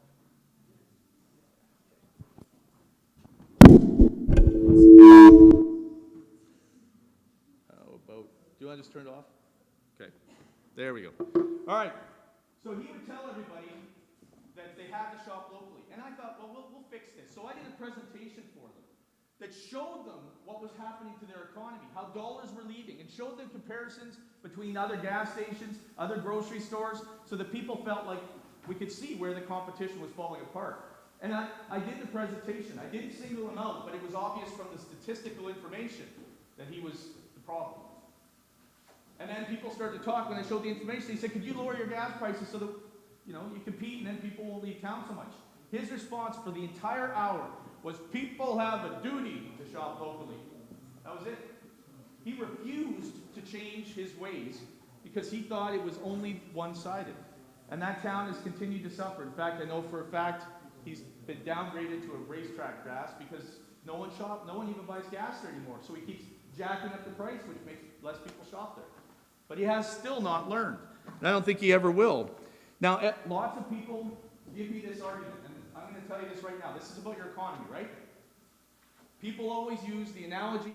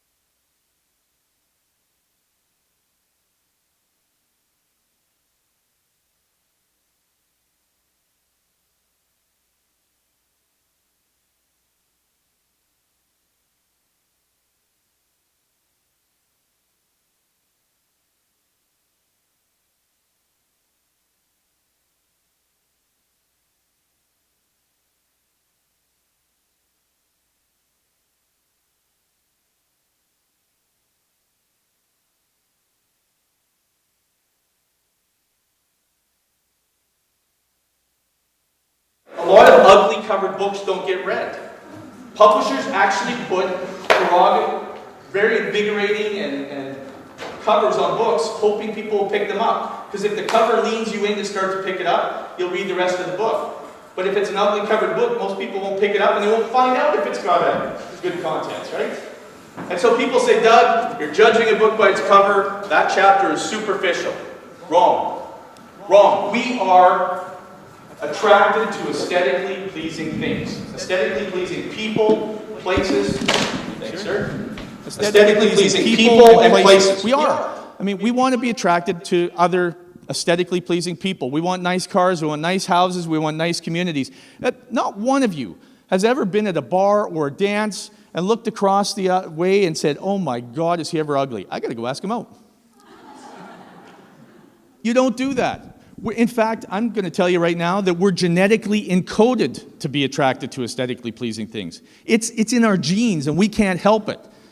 Okay, look. So a female cheetah comes out of the jungle. She's looking for a mate. She comes to the clearing and there's 2 male cheetahs there, okay? She looks over at this one. He comes out of the jungle and he's got bright white teeth and shiny eyes and his hair's perfect and, right, strong, muscular. Right? She looks over at this one, and he comes limping out of the jungle, pus running out of his eyes, his hair's peeling off, skin stuck to his ribs because he hasn't eaten in days. Which one is she attracted to? Which one is she attracted to? Is she superficial? She's not Paris Hilton going after a jaguar. This is a cheetah looking for a mate, right? And she's going to be attracted to the aesthetically pleasing one because that is the outward sign of that cheetah's success, its strength, its ability to provide. And our communities give the same impression. They are the outward sign of whether we believe in ourselves, whether we're going to be successful. That's what it comes down to. If I had the power of Zeus, I wish I could pluck a minivan out of Chicago, some neighborhood, and pluck it in some of our communities, whether it's downtown on Main Street or in a subdivision, and just see how they react. In many cases, they will lock the doors, roll up the windows, and drive like hell to get out of town. Because when neighborhoods look like that, where they're from, people get shot. Now, we know they don't get shot. But what impression do you send about your community from its outward sign, its outward appearance? What message are you sending? Are you sickly and dying, or are you successful and believe in yourself? If your wanting to kill your community, don't paint. Don't do anything to beautify your community. In fact, failure may take a deliberate effort to turn your town ugly. But if you're really lucky to turn your town ugly, no one will pick up that book to read because you will have a nice ugly cover on it. And in time, when no one picks up that book to read, that illusion of failure, that superficial side, will become very meaningful in a reality, and your community can die. Number 7, don't cooperate. Now, unless someone here crawled out of a ditch and has never seen another human being before, you've had to cooperate, right? So it's very easy to know what I mean. The don't cooperate. Everyone in this room decides we're going to make Cape Breton successful, and they decide to cooperate and work together to make it better, and you decide, I don't want to participate, right? Well, everyone else will be successful, and frankly, you probably will be too, because the success will spill over into your life and your community. So if you want to fail, don't cooperate. Pretty easy. Of course, that's passive, right? It'll spill over. If you want to really fail, you have to be more active and more aggressive, and that means compete. Now, I don't mean the good competition I talked about in Chapter 4. I mean the bad competition that happens between communities and within communities. I was working in one community, about 3,000 people, if I recall correctly. They had 3 service clubs, and all 3 service clubs wanted to build a hall. Each of the 3 service clubs wanted to build their own community hall. They didn't want to work together. They didn't want one hall. Well, 3,000 people couldn't support 3 halls, but they decided each they wanted their own. They wanted their name on the building, so they competed. They competed for donation dollars in the community, and nobody would donate. They competed for volunteer resources and burned everybody out. They competed for government grants, and the government wouldn't give them any money because they said, that's stupid. You can't have 3 halls. But they competed so successfully that for 10 years, they didn't get a community hall built. They competed so successfully that nothing happened for 10 years. And then 2 of the service clubs had a fundraising dinner on the same night to compete against each other. 2 different dinners to raise money, and no one showed up. One of the organizations went broke. The other one was in a tenuous situation and decided, we've got to stop this. They didn't merge with the third organization. They just worked together with them. And it took them, once they worked together to build one hall, it took them 1 year to build it. 1 year to build the hall, because everything fell into place. But they were so successful at their competition that nothing happened for 10 years. Still, there were 2 other organizations, 2 other communities I tried desperately to help. They were 28 minutes apart. They were similar size, similar economic spin-off, and they had a CEO of a company come to the communities and say to them, look, we're going to build an industry here. This is the perfect place for it. We're not quite sure which community we'll locate. It doesn't really matter right now. We'll work with the community. But frankly, we're going to have so many people that we're going to have to employ. One town can't handle it all. There's so many employees. You're going to need to expand your schools in both communities, your recreation facilities in both communities, your new subdivisions in both communities. It was a great story. And so he said, work it out, figure it out how you'll share the taxes and stuff, so that, because you're both going to need this. And I'll be back in a year and a half. We've got all the engineering diagrams done, and we're ready to go. So he went away. And for a year, those 2, I don't know who did what to whose grandpa in 1904, but they hated each other. They despised each other. It was horrible the way they fought. They fought vigorously for a year. In fact, after a year, they started to write letters to the CEO running each other down. One community wrote, oh yeah, those guys will charge you low taxes for now. Then when you get built, they'll jack the taxes up. You can't trust them. They're a bunch of liars. The other community said, yeah, well, those guys have drugs in their school, and the community's dying and running down. You don't want your employees. They won't want to raise their family there, so don't go there. The CEO came back a year and a half later and said, we'll go somewhere else. You see how the competition worked? If one community, if they just ignored each other, it may have opened the door to still have the business, the industry located there. But the fact they competed with each other made sure neither of them got the new industry. So nothing happened. You have to kill your whole region if you really want to be successful. Because if everyone else is successful and you're just waiting to die, you won't. You really need to make sure that everyone around you dies too and doesn't work together. And it's brilliant the way it happens now. We have all over Canada and all over the United States, frankly, these lines in the sand that were drawn 220 years ago between municipalities and between communities that divide everybody up. They were drawn by people who still had to walk. Their kids had to walk 5 miles to go to school. They still rode a horse if they were lucky. Most of the time they had to walk to get to the community. Their world was very small. Now we have high-speed internet. We have planes that take us all the way across the ocean to China in 10 hours. We have international trade and competition from around the world. The world is different, yet so many communities put that line in the sand and say, don't cross that line, it's my territory, like it's the Hatfields and McCoys. So if you want to kill your community, don't cooperate. In fact, compete. And if you can compete really well, everyone around you will die, and you can die very successfully. Number 8, live in the past. People do this in one of two ways. Either they're happy, and those people, they're the ones that always reminisce, right? You get into a community meeting and you start talking about the plans for the future, and they start talking about how great it was, right? Oh, computers are a fad, the internet will go away. If we only talked to each other, if we had front porches again, it was so great back then. And they're happy, they just want to reminisce.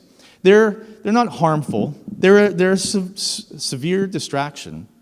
Right? When you're talking about the future, they'll get you talking about the past, and that's just a bad distraction. And if you don't get back on talking about the future, it causes harm. But they don't mean to be harmful, they're happy. The ones that are really harmful are the ones that are angry. And they're the ones that are holding on to something that happened a long time ago, right? Somebody did something back to my grandpa in 1904, I won't work with that community or that town. Or your hockey team beat us back in 1948, so we're not playing with you guys, right? It's something that happened in the past. Or they just don't want anything to proceed in the future, ever, right? And they get angry about it. And they all have acronyms, right? There's the NIMBYs, not in my backyard. The NOPEs, not on planet Earth. I like the bananas, build absolutely nothing anywhere near anything. There's the cave people, citizens against virtually everything.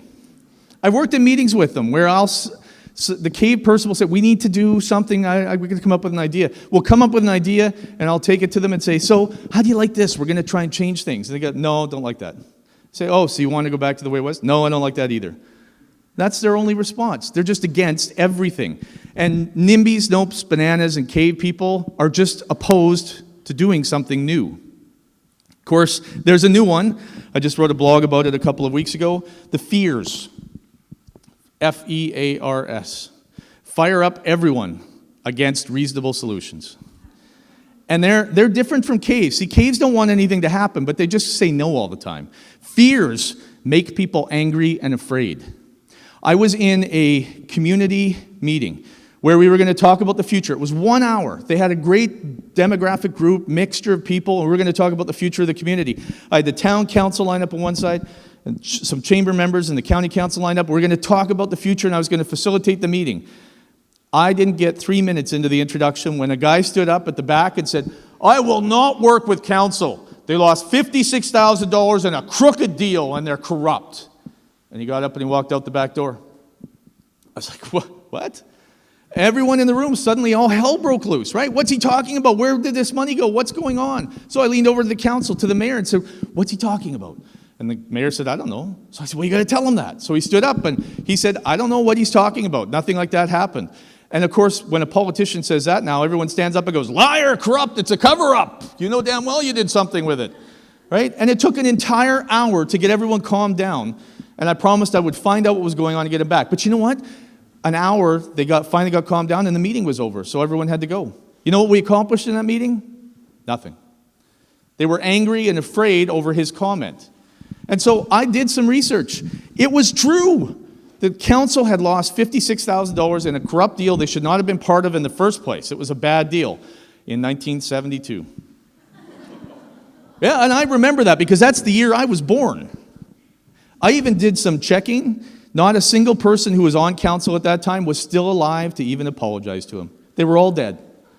But he didn't want an apology. He didn't want it fixed. He wanted people to be angry and afraid. That was his whole modus operandi. And that's what fears do. They stand up in public meetings and they shout back with lies and innuendo and personal insults because they want nothing to change.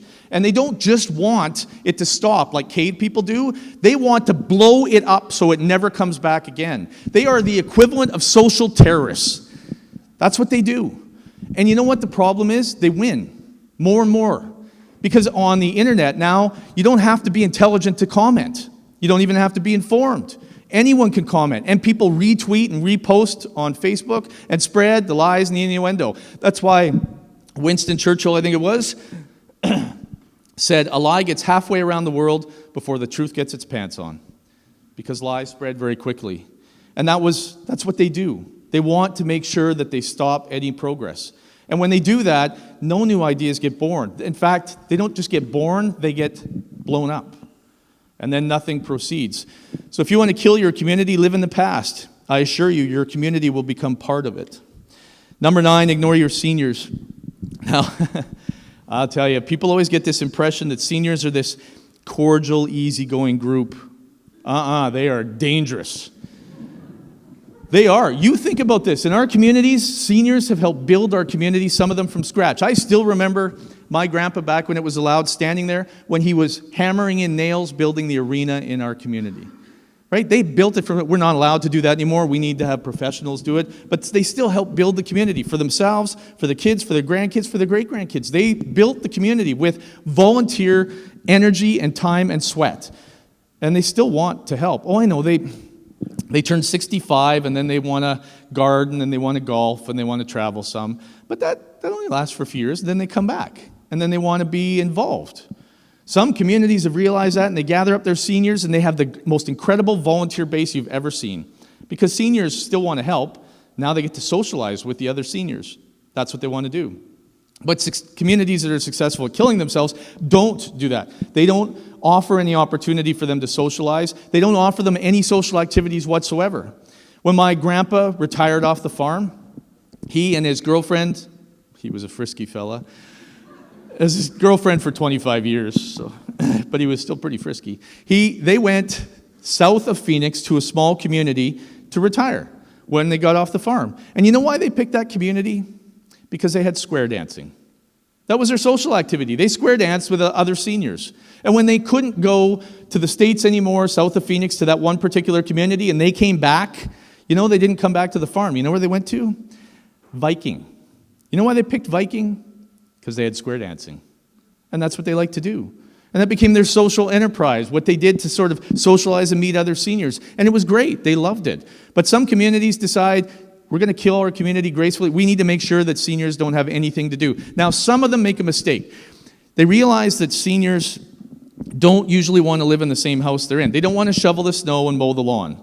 They want to live in someplace more appropriate. They don't need to go into a lodge. They're not, being fed meals through a straw. They're still very vibrant and active. They want some sort of condominium-type complex where they don't have to worry about it. So they build them a condominium complex, frame it all up, and get it all nice, and you can see the people in the community. They think seniors will go in there and they'll play crib and shuffleboard until they die. No, they'll sneak out. They'll sneak out, they'll go volunteer, they'll create social clubs, they'll go square dancing, and they'll spend money to try and help build your community. If you really want to kill your community, make sure that they don't even have a place to live that's appropriate for them, and they'll have to go. And they'll take their time and their money and their energy, and as the foundation of your community, the people that helped lay that foundation, when they leave, the foundation will crumble. And your community can crumble down on top of it. Number 10, be short-sighted. Now, I also like to call this one, keep your thoughts within sight of the water tower. And the reason why was because when I was first elected, it was a by-election. And I got assigned rural development. It was April, and I lived in my car. I was single, no kids, life was grand. No, life is grand with kids, and don't take that the wrong way. But I had nothing else to do except focus on that job, so I did it constantly.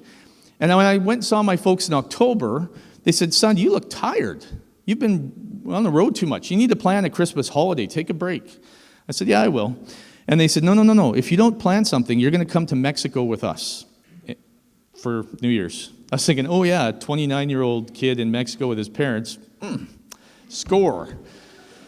But I forgot to book a trip, so I showed up at Christmas, and they handed me an envelope, and I opened it up, and there was a ticket to go with them to Mexico, and the bill. They weren't paying for it. They just said I was going. But I thought, you know what? I love my folks. They're young. This will be fun. They're taking all their friends. It's going to be a blast. So we went for a week, and we had so much fun. Everyone did, except one guy, one of my dad's friends. He hated the Mexican sun. He hated the Mexican water. He hated the Mexican air. He hated the Mexican food. He hated the Mexican beer. He hated the Mexican language. He hated everything about Mexico. And I finally asked my dad, why would he go? And my dad said, very simple phrase, "Son, you've got to understand, he's never been out of sight of the water tower." And I could picture Ron is his name. I could picture him driving down the road, rear view mirror, family in the back, driving. Oh, can't see the water tower anymore, and turn around and go home. That's as far as he ever went. And that's about what he did. And in fact, Ron makes me tell everybody now, because he's heard me do this, that he loves traveling. Now he's been away from the water tower. He's more experienced. He loves traveling. So he's changed. But I thought many communities keep their thoughts within sight of the water tower, literally. This is where I named my hometown. I was in Coronation. I was asked to join an economic development committee. We were going to have 3 meetings. The first one, to find out what was wrong. The second one, to talk about new ideas. And the third one, how we would implement them to fire up the community of Coronation. Now, you need to know ahead of time that Coronation is flat. Like, it's what Saskatchewan gets accused of all the time. If you took all the tables and chairs out of here, I think it's about as flat as this. Right? It's very, very flat. Coronation would be right in the middle. There's nothing. We have one tree. I still think it fell off the back of a truck. I don't know where it came from. It's so flat. So I went to the first meeting. I was 25 people, and I was the youngest one there, the only high school student asked to come. I was very honored, but also very shy, so I didn't say anything the first meeting. The second meeting, when we were going to have ideas, I thought I better figure something out. So I went and parked on Main Street, and I walked around town. I recommend, if you want to really get a sense of your community, don't drive around. Stop, get out, and walk, because it will show you things about your community you don't see when you drive by. So I walked around town, and I started thinking, what are we going to do to fire up the community? And I suddenly had this epiphany that if there was just a bus that showed up on Main Street once in a while with a few people that got out and started taking pictures, I could see people in Coronation walking around like, what the hell are they looking at? Right? Because it was flat. There was nothing to see. And so I thought, well, I'll suggest that. That'll be great. Tourism, we'll work on that. So I went back to the committee. Halfway through, how about tourism development? Tourism could really fire up the community. The gentleman across the table from me was much older, and the first thing he said was, what are they going to do, come and watch the dog run away for 3 days? Yeah, you can, never disappears over a hill, it's just flat. All right, it works better when you're in Alberta or Saskatchewan. And I was crushed, I was hurt. I thought, oh man, I must have had a bad idea. But I got redemption. I had a friend that married a young lady from Japan. She had come over for an exchange for a year, and they fell in love, and they were going to get married. And she invited her parents over from Japan. I just came back from Japan a few weeks ago. It's a populous place. I see exactly what she was talking about now. Because when she invited her parents over, they were going to go to Banff and Jasper and Edmonton and Calgary and pop in at the wedding and say hi and then leave. Right? Congratulations. Because Coronation's in the middle of nowhere. Okay? So we went and picked them up. I went with them. And we were on our way back. And it's 4 hours from Calgary to Coronation. And halfway back, we had to stop on the side of the road to do what you do on the side of the road in the middle of nowhere. But her dad had to pee. He didn't realize it was such a long drive, even though we told him, so he had to go to the bathroom. So we get out, stretch our legs, walk around the front. He goes around the back. A few minutes go by, and he hasn't come out yet. So I go around the back, behind the van, to see where he is, and he's standing on the side of the road doing this. I just backed up, went back over and said, I think you should go talk to your dad. Make sure he's okay. She came back to me and she said this, Doug, you've got to understand, we don't live near the ocean in Japan, and it's very populous, which I've seen now. I was in Tokyo, and highest building right at the top, you still can't see the edge of that city. 37.8 million people in one city. It's so populous. And she said, so you got my dad's standing here, he's never seen the horizon clear like that. He actually felt like his note, why he was doing that was because he thought, nothing to grab onto, it's almost like a moonscape, and he just thought, if I just bounce a little, maybe I'll kind of float up. It was a weird sensation and feeling for him. So we took them, when we got back, we took them canoeing down the Battle River. We took them on a combine and a swather. They rode in the truck. We took them to see gophers. They love the gophers. They're like pets. So in Alberta, we shoot them because the horses break their legs. Don't do that around the Japanese. That was almost a diplomatic incident. And then we took them to see the bison, the buffalo. It might as well have been a Tyrannosaurus Rex in the field. We sat there all afternoon while they took pictures, and just in amazement, because they'd seen pictures and they didn't even think they were still real. They were just a Western legend. It was incredible what they saw and what they thought. Mike and I sat on the tailgate and drank beer. We had to call someone to pick us up because we were too drunk to drive. We'd been there so long. They had a blast. In fact, he couldn't believe we had engineers that could design a road that would just straight forever and just disappeared over the horizon. Not even a bend in the road. He would have watched the dog run away for 3 days in amazement. He would have got up every single morning, got up the binoculars and said, "Yep, bastard's still running." He was so impressed, and I realized the impact of that was that we forget how good we have it. We don't appreciate what we have until someone else appreciates what we have. You've seen the couple that's been married for 30 years at a dance. They stand there, they don't hold hands, they don't talk, they don't dance, they don't do anything. He's just kind of standing there like, "I don't want to be here." Until he looks across the way and he sees another fellow about the same age looking across, and he realizes he's looking at his wife. And then suddenly, she's with me, right? Because we don't appreciate what someone has, what we have, until someone else appreciates what we have. And I, just touring around the Maritimes since the first, everywhere I've gone, it's the most beautiful place on earth. And every time I say that to somebody, they look around like, sometimes I forget how beautiful it is because they look at it every day. We don't appreciate what we have until someone else appreciates what we have. But if you want to kill your community, be short-sighted. Don't think about all the potential opportunities. Don't investigate the fact that Chinese tourists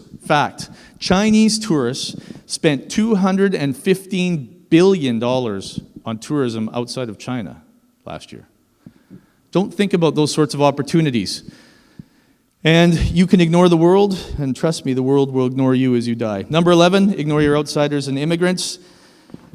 Outsiders, pick your community for a reason. Think about this. How many of you have been born in the town you're in right now? Right. You know what? I don't mean to offend you, but you're at a serious disadvantage because you didn't pick your community. You're there by default. You never had to think about why you're going to be there. And so you miss a lot of the advantages. When an outsider comes into your community, they picked it for a reason. They actually saw there's a job opportunity, business opportunity, it's a beautiful place to live. They see what makes it beautiful, and they chose to go there. They could have gone anywhere in the world, and they chose your community. So they bring a perspective that's incredibly enlightening about what makes your community strong and great and vibrant and the potential future. And the nice thing is, they don't know the past. They don't know who did what to 1904, and they don't give a damn. And so they don't hold on to the past. They're trying to build a future, and their perspective is incredibly valuable. Immigrants are incredibly valuable too. We far too often misunderstand just what they bring to the table. So I'm from Alberta. My great-great-grandpa traveled across Europe to get to a boat. I think he spent almost the better part of 2 weeks to get to that boat. According to the story, he was on a ship that he rode for 3 weeks to come across the ocean to land on the East Coast. Then he got on a train, and he rode the train for 3 weeks to get to Alberta, where then he got off at Wetaskiwin, and he walked for 2.5 days, almost 3 days, to get to a little stake in the ground where he was going to start the farm.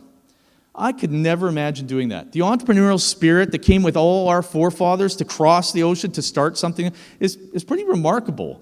And just within the last 100 years, the people that have come over, it's incredible that they did that. I don't think I'd be able to do that. Now, I know immigrants don't do the same sort of expedition. I mean, the newest immigrants from Syria, you see them walking, and the camps you have to spend, and the weeks it takes to get here, but not all immigrants have to go through that. But they still bring something incredible to your community. I mean, think about it. We take for granted that we have clean drinking water. They often come from places where they don't have access to clean drinking water. In fact, last stat I saw, 54% of the world does not have access to clean drinking water. And even of those that do, it's not like our drinking water. Sometimes it's not even as good a quality as what we flush down the toilet. It's incredible. They carry water in buckets, or they fight for it. So when they get here, as a MLA, I saw new immigrants move into a new apartment the first time and turn on the tap and almost tear up because they can't believe such good quality water comes endlessly out of that tap forever. And then you show them the other tap, and then it heats it up, and it's like, whoa! You don't even have to heat it up. It's amazing. And they appreciate that. What do? We now try and implement water meters and try and manage our water use, right? And I hear people complain constantly because their water bill will be $60 or $80 or $100 a month for something you absolutely have to have. I mean, you can only go for 3 minutes without air, 3 days without water, and 3 weeks without food, or you die. You can do without just about everything else but those three things. And so they get mad that they have to pay for water, even though it's the best possible water in the world. And most people I know, when they complain about paying for water, they wind up still paying more for their cable or satellite TV than they are for their water. So we complain. Immigrants come here from places where they're lucky if they have grade 6 education. If they do, it's not the quality we have. But what do? We complain because we have extra school fees, and because our classes are too big, darn it, and because we have to work too hard, and too high of expectations, and our grading system is... We still have one of the best education systems in the world. In fact, I just got a phone call when I was a PI from someone in Halifax whom I talked to who said he just met new immigrants that came from the Middle East. They actually went from the Middle East to Italy and spent 15 years there, established a life, and then they had kids, and they moved to Nova Scotia. And do you know why they moved to Nova Scotia? When he asked them, our kids need the best education in the world. They moved from Italy to Canada because of the quality of education we have. Yet we complain. Immigrants come from places where they don't have access to post-secondary education. They don't. Most of the world doesn't.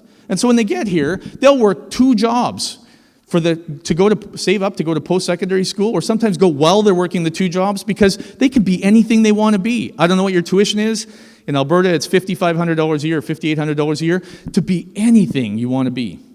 You can be a teacher, a preacher, a doctor, a dentist, a lawyer, anything you want to be. And so they'll work 2 jobs and go to school at the same time. Or they'll work 2 jobs so they can save up enough money for their kids, because they know their kids wouldn't have had that opportunity where they came from. And what do? We complain that our student debt burden is too high, that the cost is too much, that the entry requirements are too high, when all you have to do is work for it.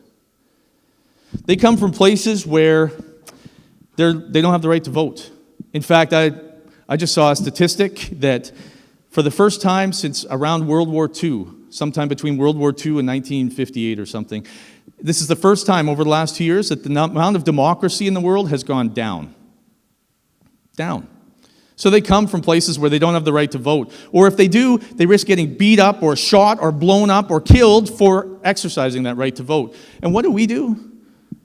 We complain incessantly and say all of our politicians are horrible and corrupt, and we run them down, and then we don't go vote anyway, right? We say they're all bad, and then we don't pick good ones.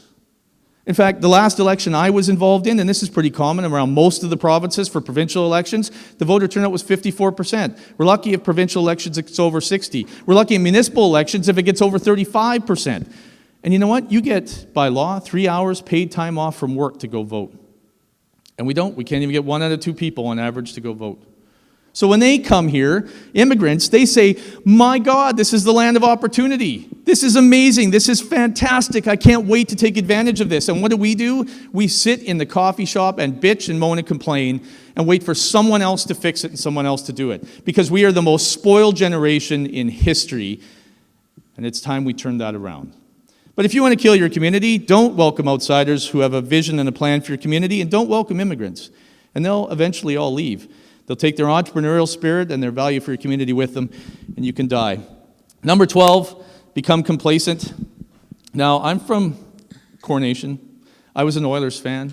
My wife still tells me I'm going to be an Oilers fan.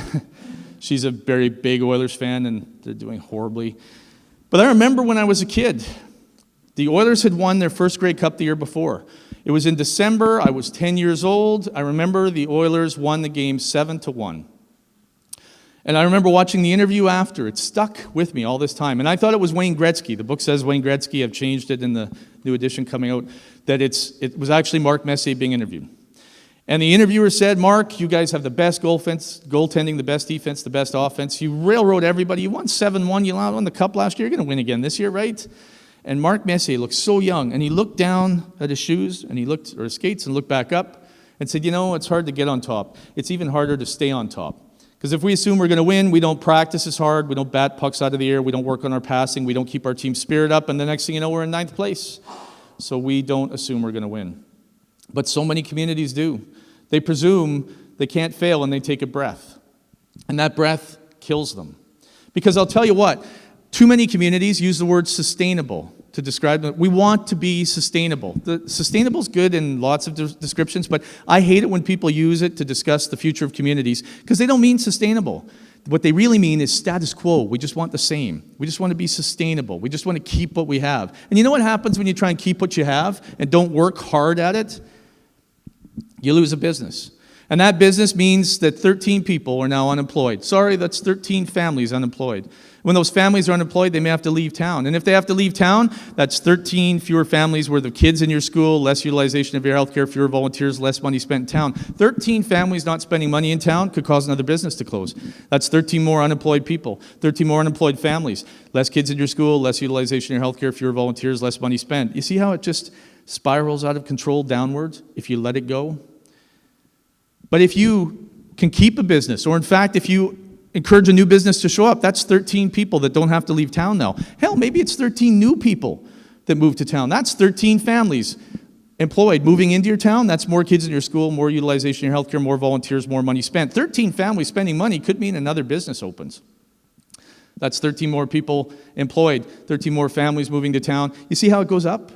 But when communities think, I just want sustainability, they want status quo, they stop working. And in fact, if you really want status quo, so you don't start the spiral down, you can't do sustainable. You have to start using words like vibrant, dynamic, enterprising, aggressive, entrepreneurial, because those are the things you have to be if you want your community just to hold on. And if you're lucky, it'll start to creep up, and the spiral will start to turn. Assuming you could just hold on to what you have is the first opportunity for you to die. Now, lots of communities, they have the same counselor for 25 years. They have the same mayor for 25 years. They have the same volunteers for 25 years. They have people that wind up entrenched. And I think that comes from the fact that consultants go around all the time and tell people success is not a sprint. And that's true. But then they tell people success is a marathon. It takes long, slow, plodding, methodic effort to be successful. That's garbage. Because a marathon means one person runs from the beginning to the end for all 26 miles. And too many communities have one person running the whole thing for 26 years. They do the same thing. I was in a community, they had the most amazing volunteer I have ever met. She ran everything in that town. She was the quintessential volunteer for 3,000 people. She held the keys to everything. And she was amazing. But then she got cancer. And you know what happened? Nothing. For 5 years, nothing happened because no one knew how to run anything or what to do. And it wasn't that she was trying to hoard it or hold it. They just all said, no, you just keep going. Which is why you can't envision success as being a sprint or a marathon. Success is a baton race where you run as fast and as hard as you can for your leg of the race, and you have someone else, succession planning, already trained up and ready to go, running at full speed so you can pass on the baton instead of slowing down and having to catch your breath or getting cancer and then having no one take over. And then the next person runs their leg. And it'll come around, and eventually you may have to carry that baton again. But success isn't up to one person. It's up to a team to be successful, over time to be successful. But if you want to kill your community, become complacent. Hold on to the status quo. Don't be vibrant, dynamic, aggressive, enterprising, and entrepreneurial, and your community can die assuming it's in the lead. And the last one, 13, don't take responsibility. Now, I think you're all here because you've taken responsibility, right? My biggest problem is that every time I do this presentation, the people that need to hear it are out there instead of in the room. You guys wind up being, and you will be, you either are now or you will be in the future, the STPs, the same 10 people. I've worked with you on stuff. I've been to community meetings where I've gone into a room and there's been 10 people there and we're planning on how we're going to build a playground for the community. And then everyone after a while says, I got to go to another meeting. So we all walk out, we walk down the street, we walk into the next building, and it's the same 10 people there to work on economic development for the community. The same 10 people run the Chamber of Commerce, sit on Town or County Council, they run the Economic Development Authority, they run their own business, they coach hockey, they volunteer at the school, and they put the chairs away at church. The STPs. And you get exhausted. So you are them, and you've assumed responsibility.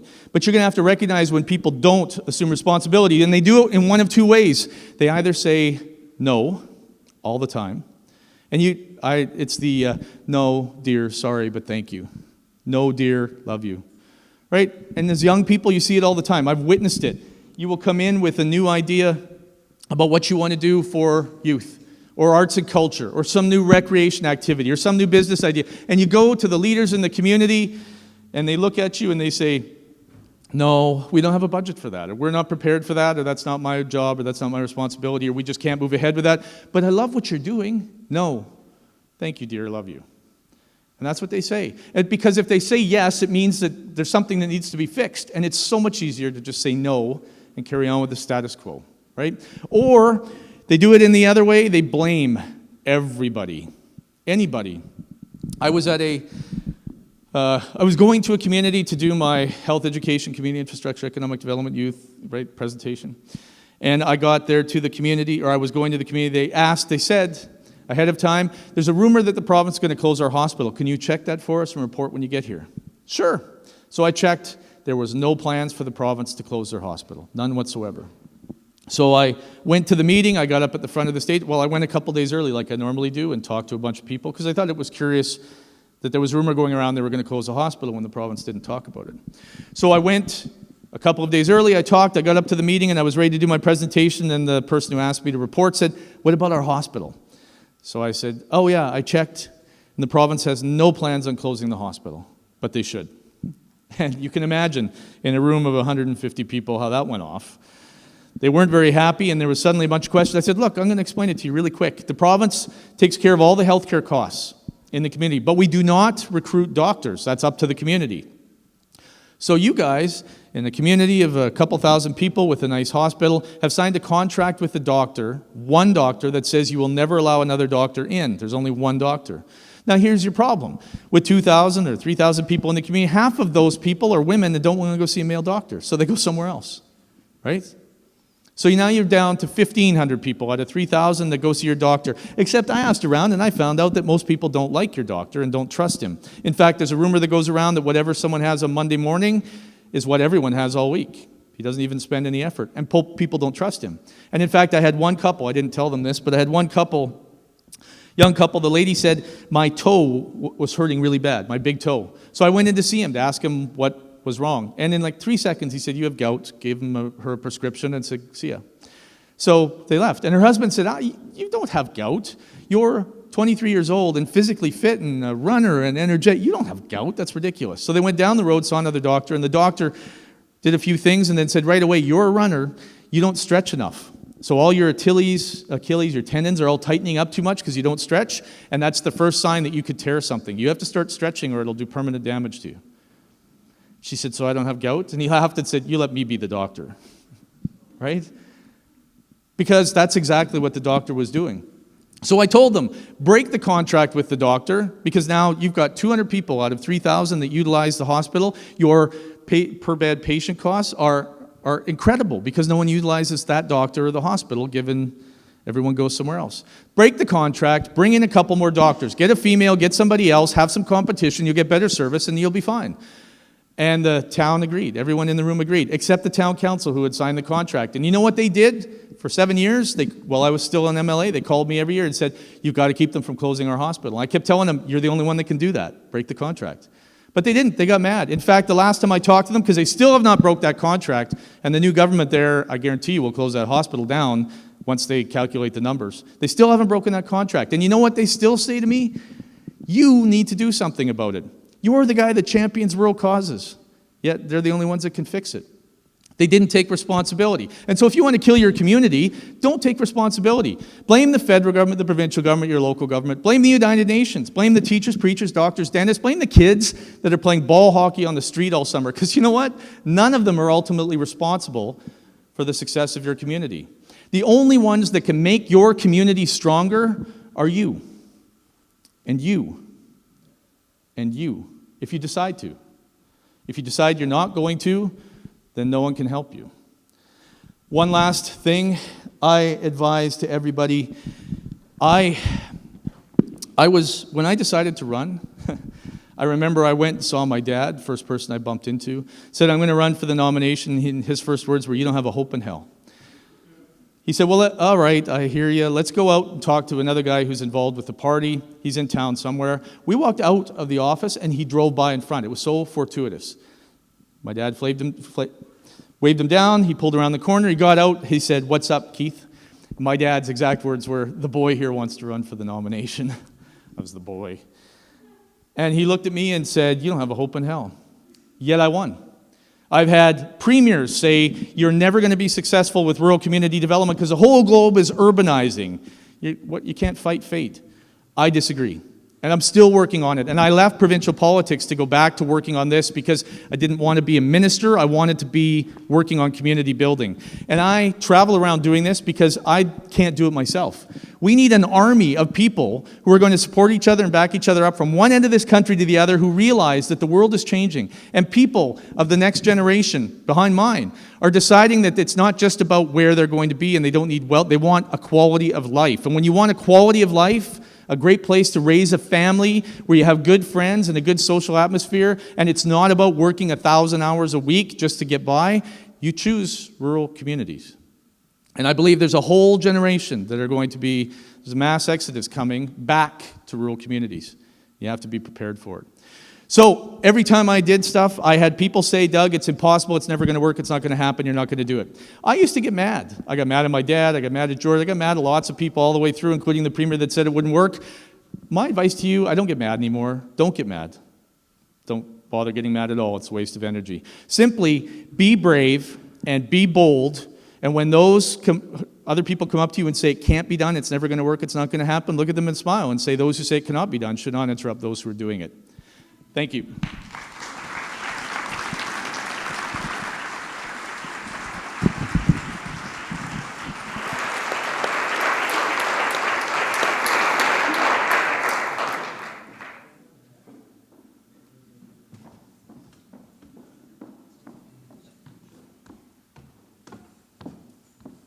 Just going to change up the agenda a little bit. If anybody has any questions for Doug, we'll take those now. I think there's somebody walking around with a mic again. Okay. Any questions? Any questions? Of course, all the way back over there.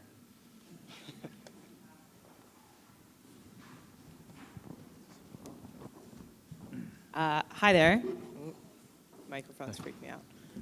Okay. I have a question, and I'd like it to be a hypothetical question, but I can't think of a way to make it hypothetical, so I'll just make it personal.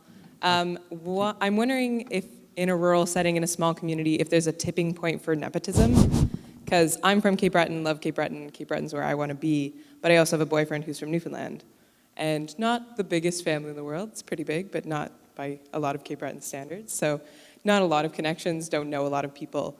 And you can't blame a business owner for hiring their niece or hiring their stepson or that sort of thing. So I'm wondering what level of unemployment or how well your economic situation needs to be for an outsider to get a job, I guess.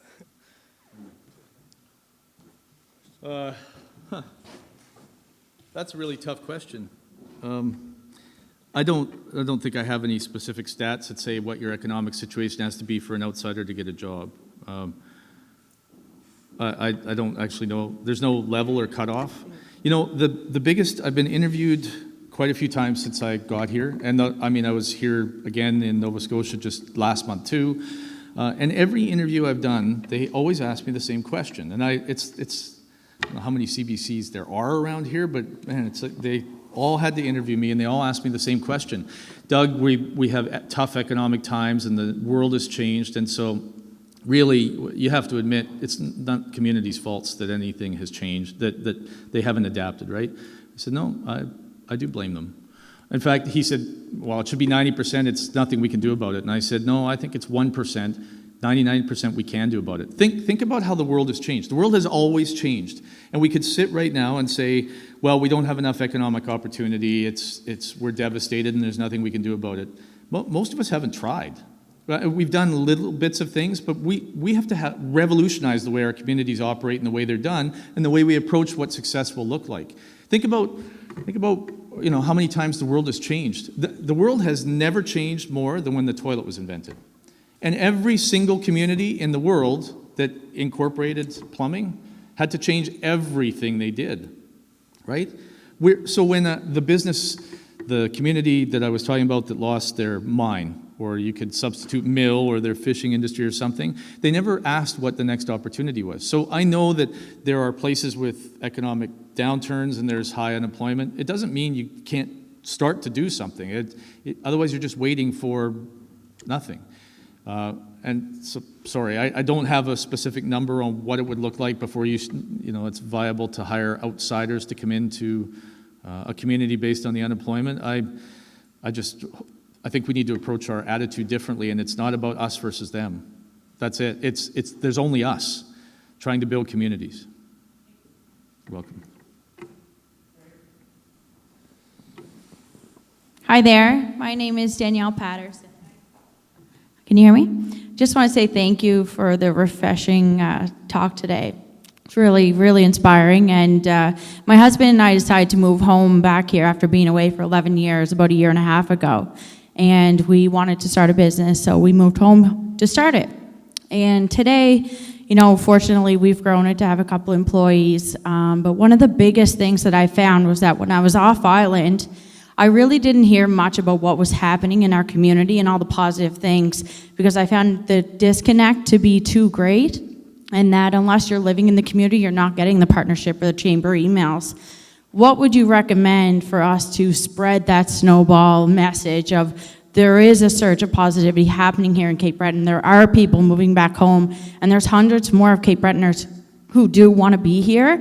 We just need to let them know that we're open for business and they can come home. And how will we start? So the first thing I would do is infiltrate the coffee shop. Because frankly, before you start spreading out the positive messages, you've got to cut off the heads of some of the nasty, wrong, inaccurate, negative messaging that constantly swirls around the community. Because otherwise, and I just mean spreading the good word within a community, because otherwise it's hard to keep up. You're constantly putting out fires, and then people don't talk about the positive things. So you've got to fire up that positive message within the community. But in getting the positive message out, I advise this to everybody. I mean, there's great tools with social media, and word of mouth is still. I have another presentation I do called the Original Social Network, which is really about people talking to people, and I think we lose sight of the power of that message, one person face-to-face talking to another, because we could talk to now 1,000 on Facebook, though we don't really talk on Facebook, right? It's not a message, it's just words. And a real message has to see your facial expressions and your enthusiasm for what you're talking about.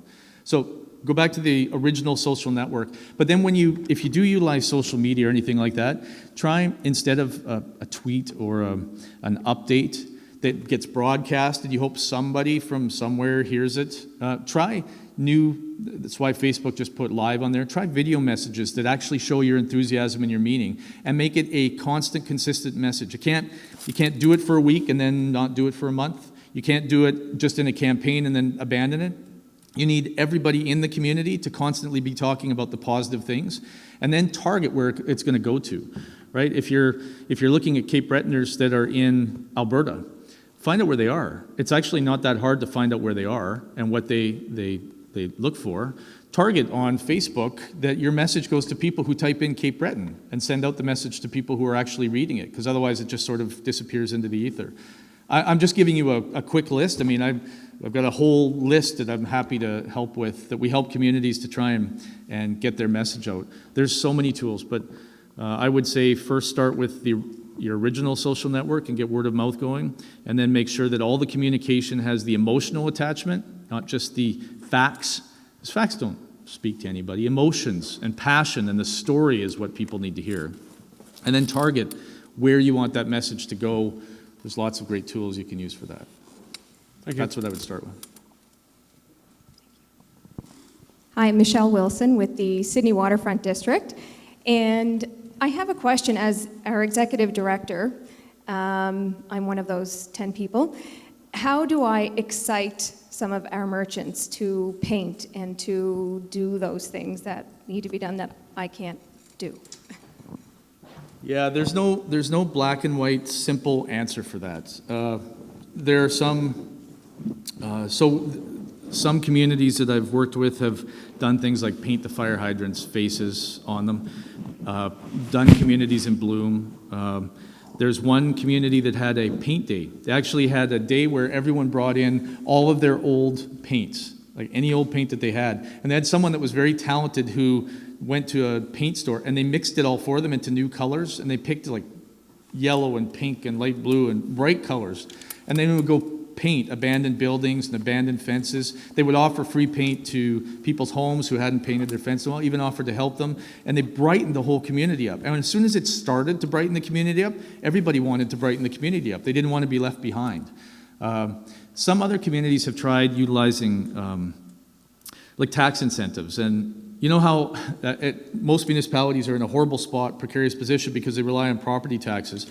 And so as soon as you go and plant a tree or a couple of trees on your property taxes go up. So it disincents people to do things to increase the aesthetic feel of their property.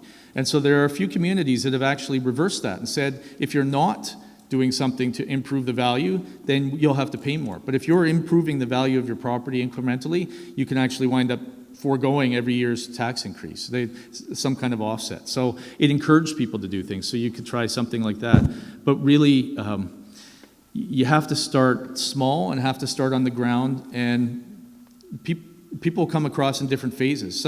No one wants to be part of the beginning stuff because it's too much work. As soon as the bandwagon starts to move a bit, you'll have some early jumpers who jump on and help keep the momentum. And you'll have some that will hold on until the wagon is going 50 miles an hour by, and then they'll try and jump on. And because no one wants to be the one to get it going, but lots of people like to be on it once it's moving. So I would approach it strategically by picking some small things first and building momentum. The key is to make sure it's a baton race and you're always building momentum, and not that you have to pass it along, but you're always on the next step of what the beautification process means. And that's where I would start. What does that phrase go? One bite at a time. How do you eat an elephant? One bite at a time. Too many people are trying to get the equivalent would be trying to paint the whole elephant. Just start with the toes. Sorry. Might be a bad analogy. I'm coming up with them off the top of my head right now. I'm doing the best I can. Hi, my name is Melanie Beaton, and I'm here with Inverness Municipality. And I kind of came into working with the municipality through working with communities. And my job, I've gone into several different communities at this point, and I've kind of realized that there is no one recipe, that it's different in each community you're approaching. But there are best practices regarding facilitation and storytelling and research and community audits. There's a lot of fear in starting that process, which I think kind of ties into what you were just saying, and how bringing in somebody to facilitate the beginning of that momentum building. So I know you started this talk saying you're not telling people what to do versus what not to do, but just if you can share some of the best practices you've learned that have worked in general. Yeah, so I never use the phrase best practices. I always say successful practices, and it's really because every community is unique. So we have a whole bunch of different tools. We go in and do assessments of the 13 ways so we can tell people where they're being most successful at destroying their community, right? It's number 6 and number 8. And once you identify what the problem is, it's easier to fix. Generally, half of the facilitation is getting a bunch of people in the room and you start to try and find out what the problem is. And people get turned off of the big facilitations. So we go in and do an assessment, and then you can come in and say, chapter number 6, that's the issue, here's what we're doing. How do we fix it? Because it moves them to the next step already. People like to move to solutions.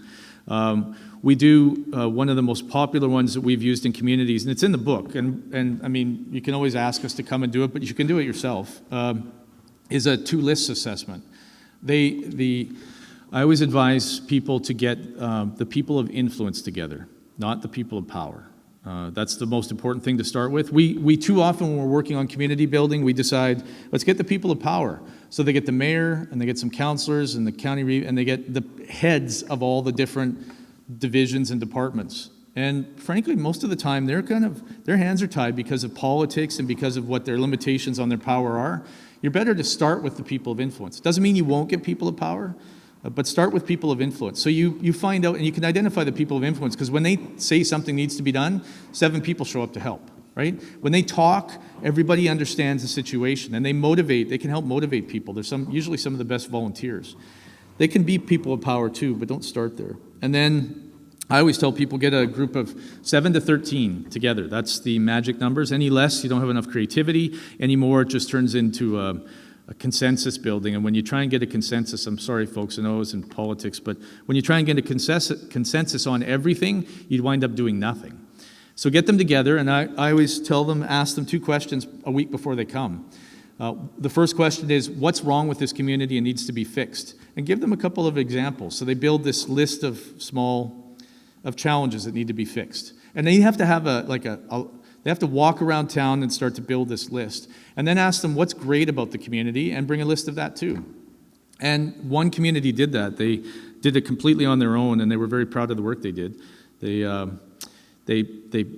brought the list of all the things that were good, they put it all together, and they put it up in the town office. They made it very colorful, and they had a list of all the amazing things in the community, and they found out people were coming into the office and looking up at the list and saying, I forgot we had that. Well, I forgot. We haven't been there in a while. We haven't seen that in a while. Because, right, people forget to see what's great about their community because they see it so often. And then people started to talk about how amazing the community was. And then they put the list of what needed to be fixed up in the town office too, but they put it way in the back above the coffee shop, a coffee pot. And they had prioritized it from the easiest thing to fix to the most complex. And they had told me that it happened to be that the easiest thing on the list to fix was painting the slide in the playground. That was the smallest thing. And because they're the people of influence, they talked about the lists, and they had a week later, a couple of guys came into the town office and said, where's this list of stuff that needs to be fixed? Do you want to see it? And the guys went in, they showed it to them, and it said the playground slide needed to be painted, and they said, well, take it off. We'll do it this weekend. And the 2 guys got a 3rd guy. They told me this story. And they went down on Saturday, and they painted the slide. They got a case of beer, too, and they had a couple of drinks and had fun, socialized, and painted the slide. In fact, one of the guys said his wife was going to give him heck, said, you promised you're going to clean the garage this weekend. And he said, honey, I'm doing community stuff. And it worked really well because then the group came, those guys had so much fun. They had another guy and they did the next one on the list. And then word got around, so they had a different group come in and they did the next one on the list. And as the projects got bigger and more complicated, the groups merged and got bigger. And the town administrator said that they had things on the bottom of the list. They said, we'll never get the money for that. And it turned out they didn't need the money for it. The community came together and fixed it. So I was advised to do a 2-list assessment, and I help communities through that. I also advised people to do a tactical analysis, not a strategic analysis. Everyone does these strategic plans that lay out your vision and your plan and your goal and your objectives, and then someone, and you pay by the pound. So they make these great, big, thick reports, and then they sit on a shelf and nobody does anything about it. Do a tactical strategy and actually decide when you take your lists or what you need to do, figure out what you're going to do next week, next month, and then 6 months to do it. And then it's tactics, right? Here's the problem. Here's what needs the tactic to fix it. Here's the opportunity. Here's the tactic to capitalize on it. And make it very practical. The visioning sessions get everyone together, and then most of the time, nothing comes of it. If you want, and I know they call them best practices, but they're really just best practices for consultants to make money. Work on strategies, 2 lists, do really practical things to find concrete stuff to work on right now. And you can I can give you 10 different models, whatever works for your community. It's just about getting people to identify what needs to be fixed and then getting them to work on it. So, sorry, one more thing. I know I'm too long in politics, I'm too wordy, but I've had too many communities that complain to me. They say, I'm really sorry, Doug, we brought you out and only 15 people came. We should have 250 people from the community here. And I tell them, all you need is the right 15 people. In fact, people are so tired of going to meetings all the time that they just won't show up. But that doesn't mean they don't want to help. So those 15 people that show up, you do a 2-list assessment or you do a tactical analysis for your community and you come up with things that need to be done. Those other 235 people that didn't show up in the meeting still want to help. They just don't want to come to the meeting all evening. And so then you call them up and you say, hey, can you gather a couple guys to paint the damn slide? And they'll say, yeah, sure. They'll love to invest a few hours to fix something. They just don't want to invest a few hours for another meeting. And so if I was going to lay out the most successful practices, that's what I would give you. Okay. But if you ever have a question about what would work in your community, my contact information is on the website. Just give me a call. Okay.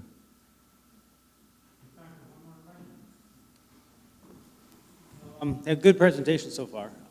My name is Joshua, and while I will agree, Sydney has the status quo around here.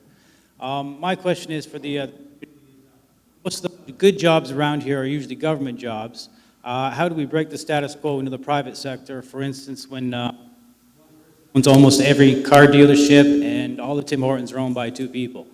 How do we able to break through been existing here for the past. So I like how you said "so far."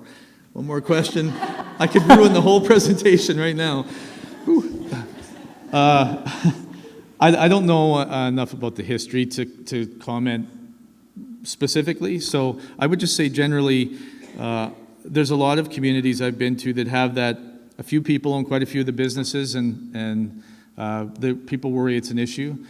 There's lots of things besides Tim Hortons and car dealerships to open and new opportunities, so I wouldn't focus on breaking what you have. I'd focus on building something new. In fact, that's why I made the comment that whole, is the cup half empty or half full? So people say, well, there isn't enough to go around, or we have to share what we have. They're either negative and they're upset that not enough to go around, or they're positive and say, well, we still have enough to share, let's share. Fill the damn cup up. There's lots of other business opportunities and ideas. I don't know specifically what they are, but I have not been to a community yet that I haven't been able to find some new entrepreneurial activity, and usually it's young people that if they just have the support, the mentorship, and a little bit of cash to start, will do some amazing things. Everyone has the opportunity. So look beyond the car dealerships and the Tim Hortons, and if you want a hand, give me a call. Thank you, folks.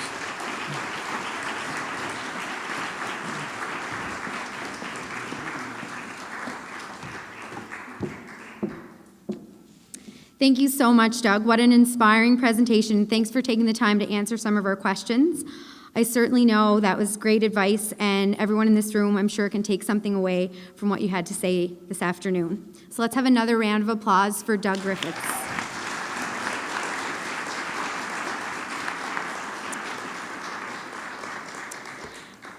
At this time, we're just going to take a 10-minute break and then transition into our breakout sessions. And I'll just take a minute. I think we're cutting off the live stream now, so a big thanks to those who joined us in Port Hawkesbury and Bedeque today. I'm pretty certain that they're going to be doing breakout work as well, so when we come back and gather at 3 o'clock, we'll see what came out of their sessions. But just to give everybody a sense of where the sessions are and who they're being facilitated by, Connect is going to be facilitated by Allison McDonald, and that's going to happen in the lounge room over here. Create is going to be facilitated by Kristen and Adam, and that's going to be in the main room here at the front. Engage is going to be facilitated by Jeff and Dawn. That's taking place upstairs. And Inform is going to be facilitated by Liam and possibly myself. So if you want to just decide which session you would like to attend and make your way to the appropriate location in about 10 minutes, and then we'll come back here around 3 to discuss some of the results of the conversations.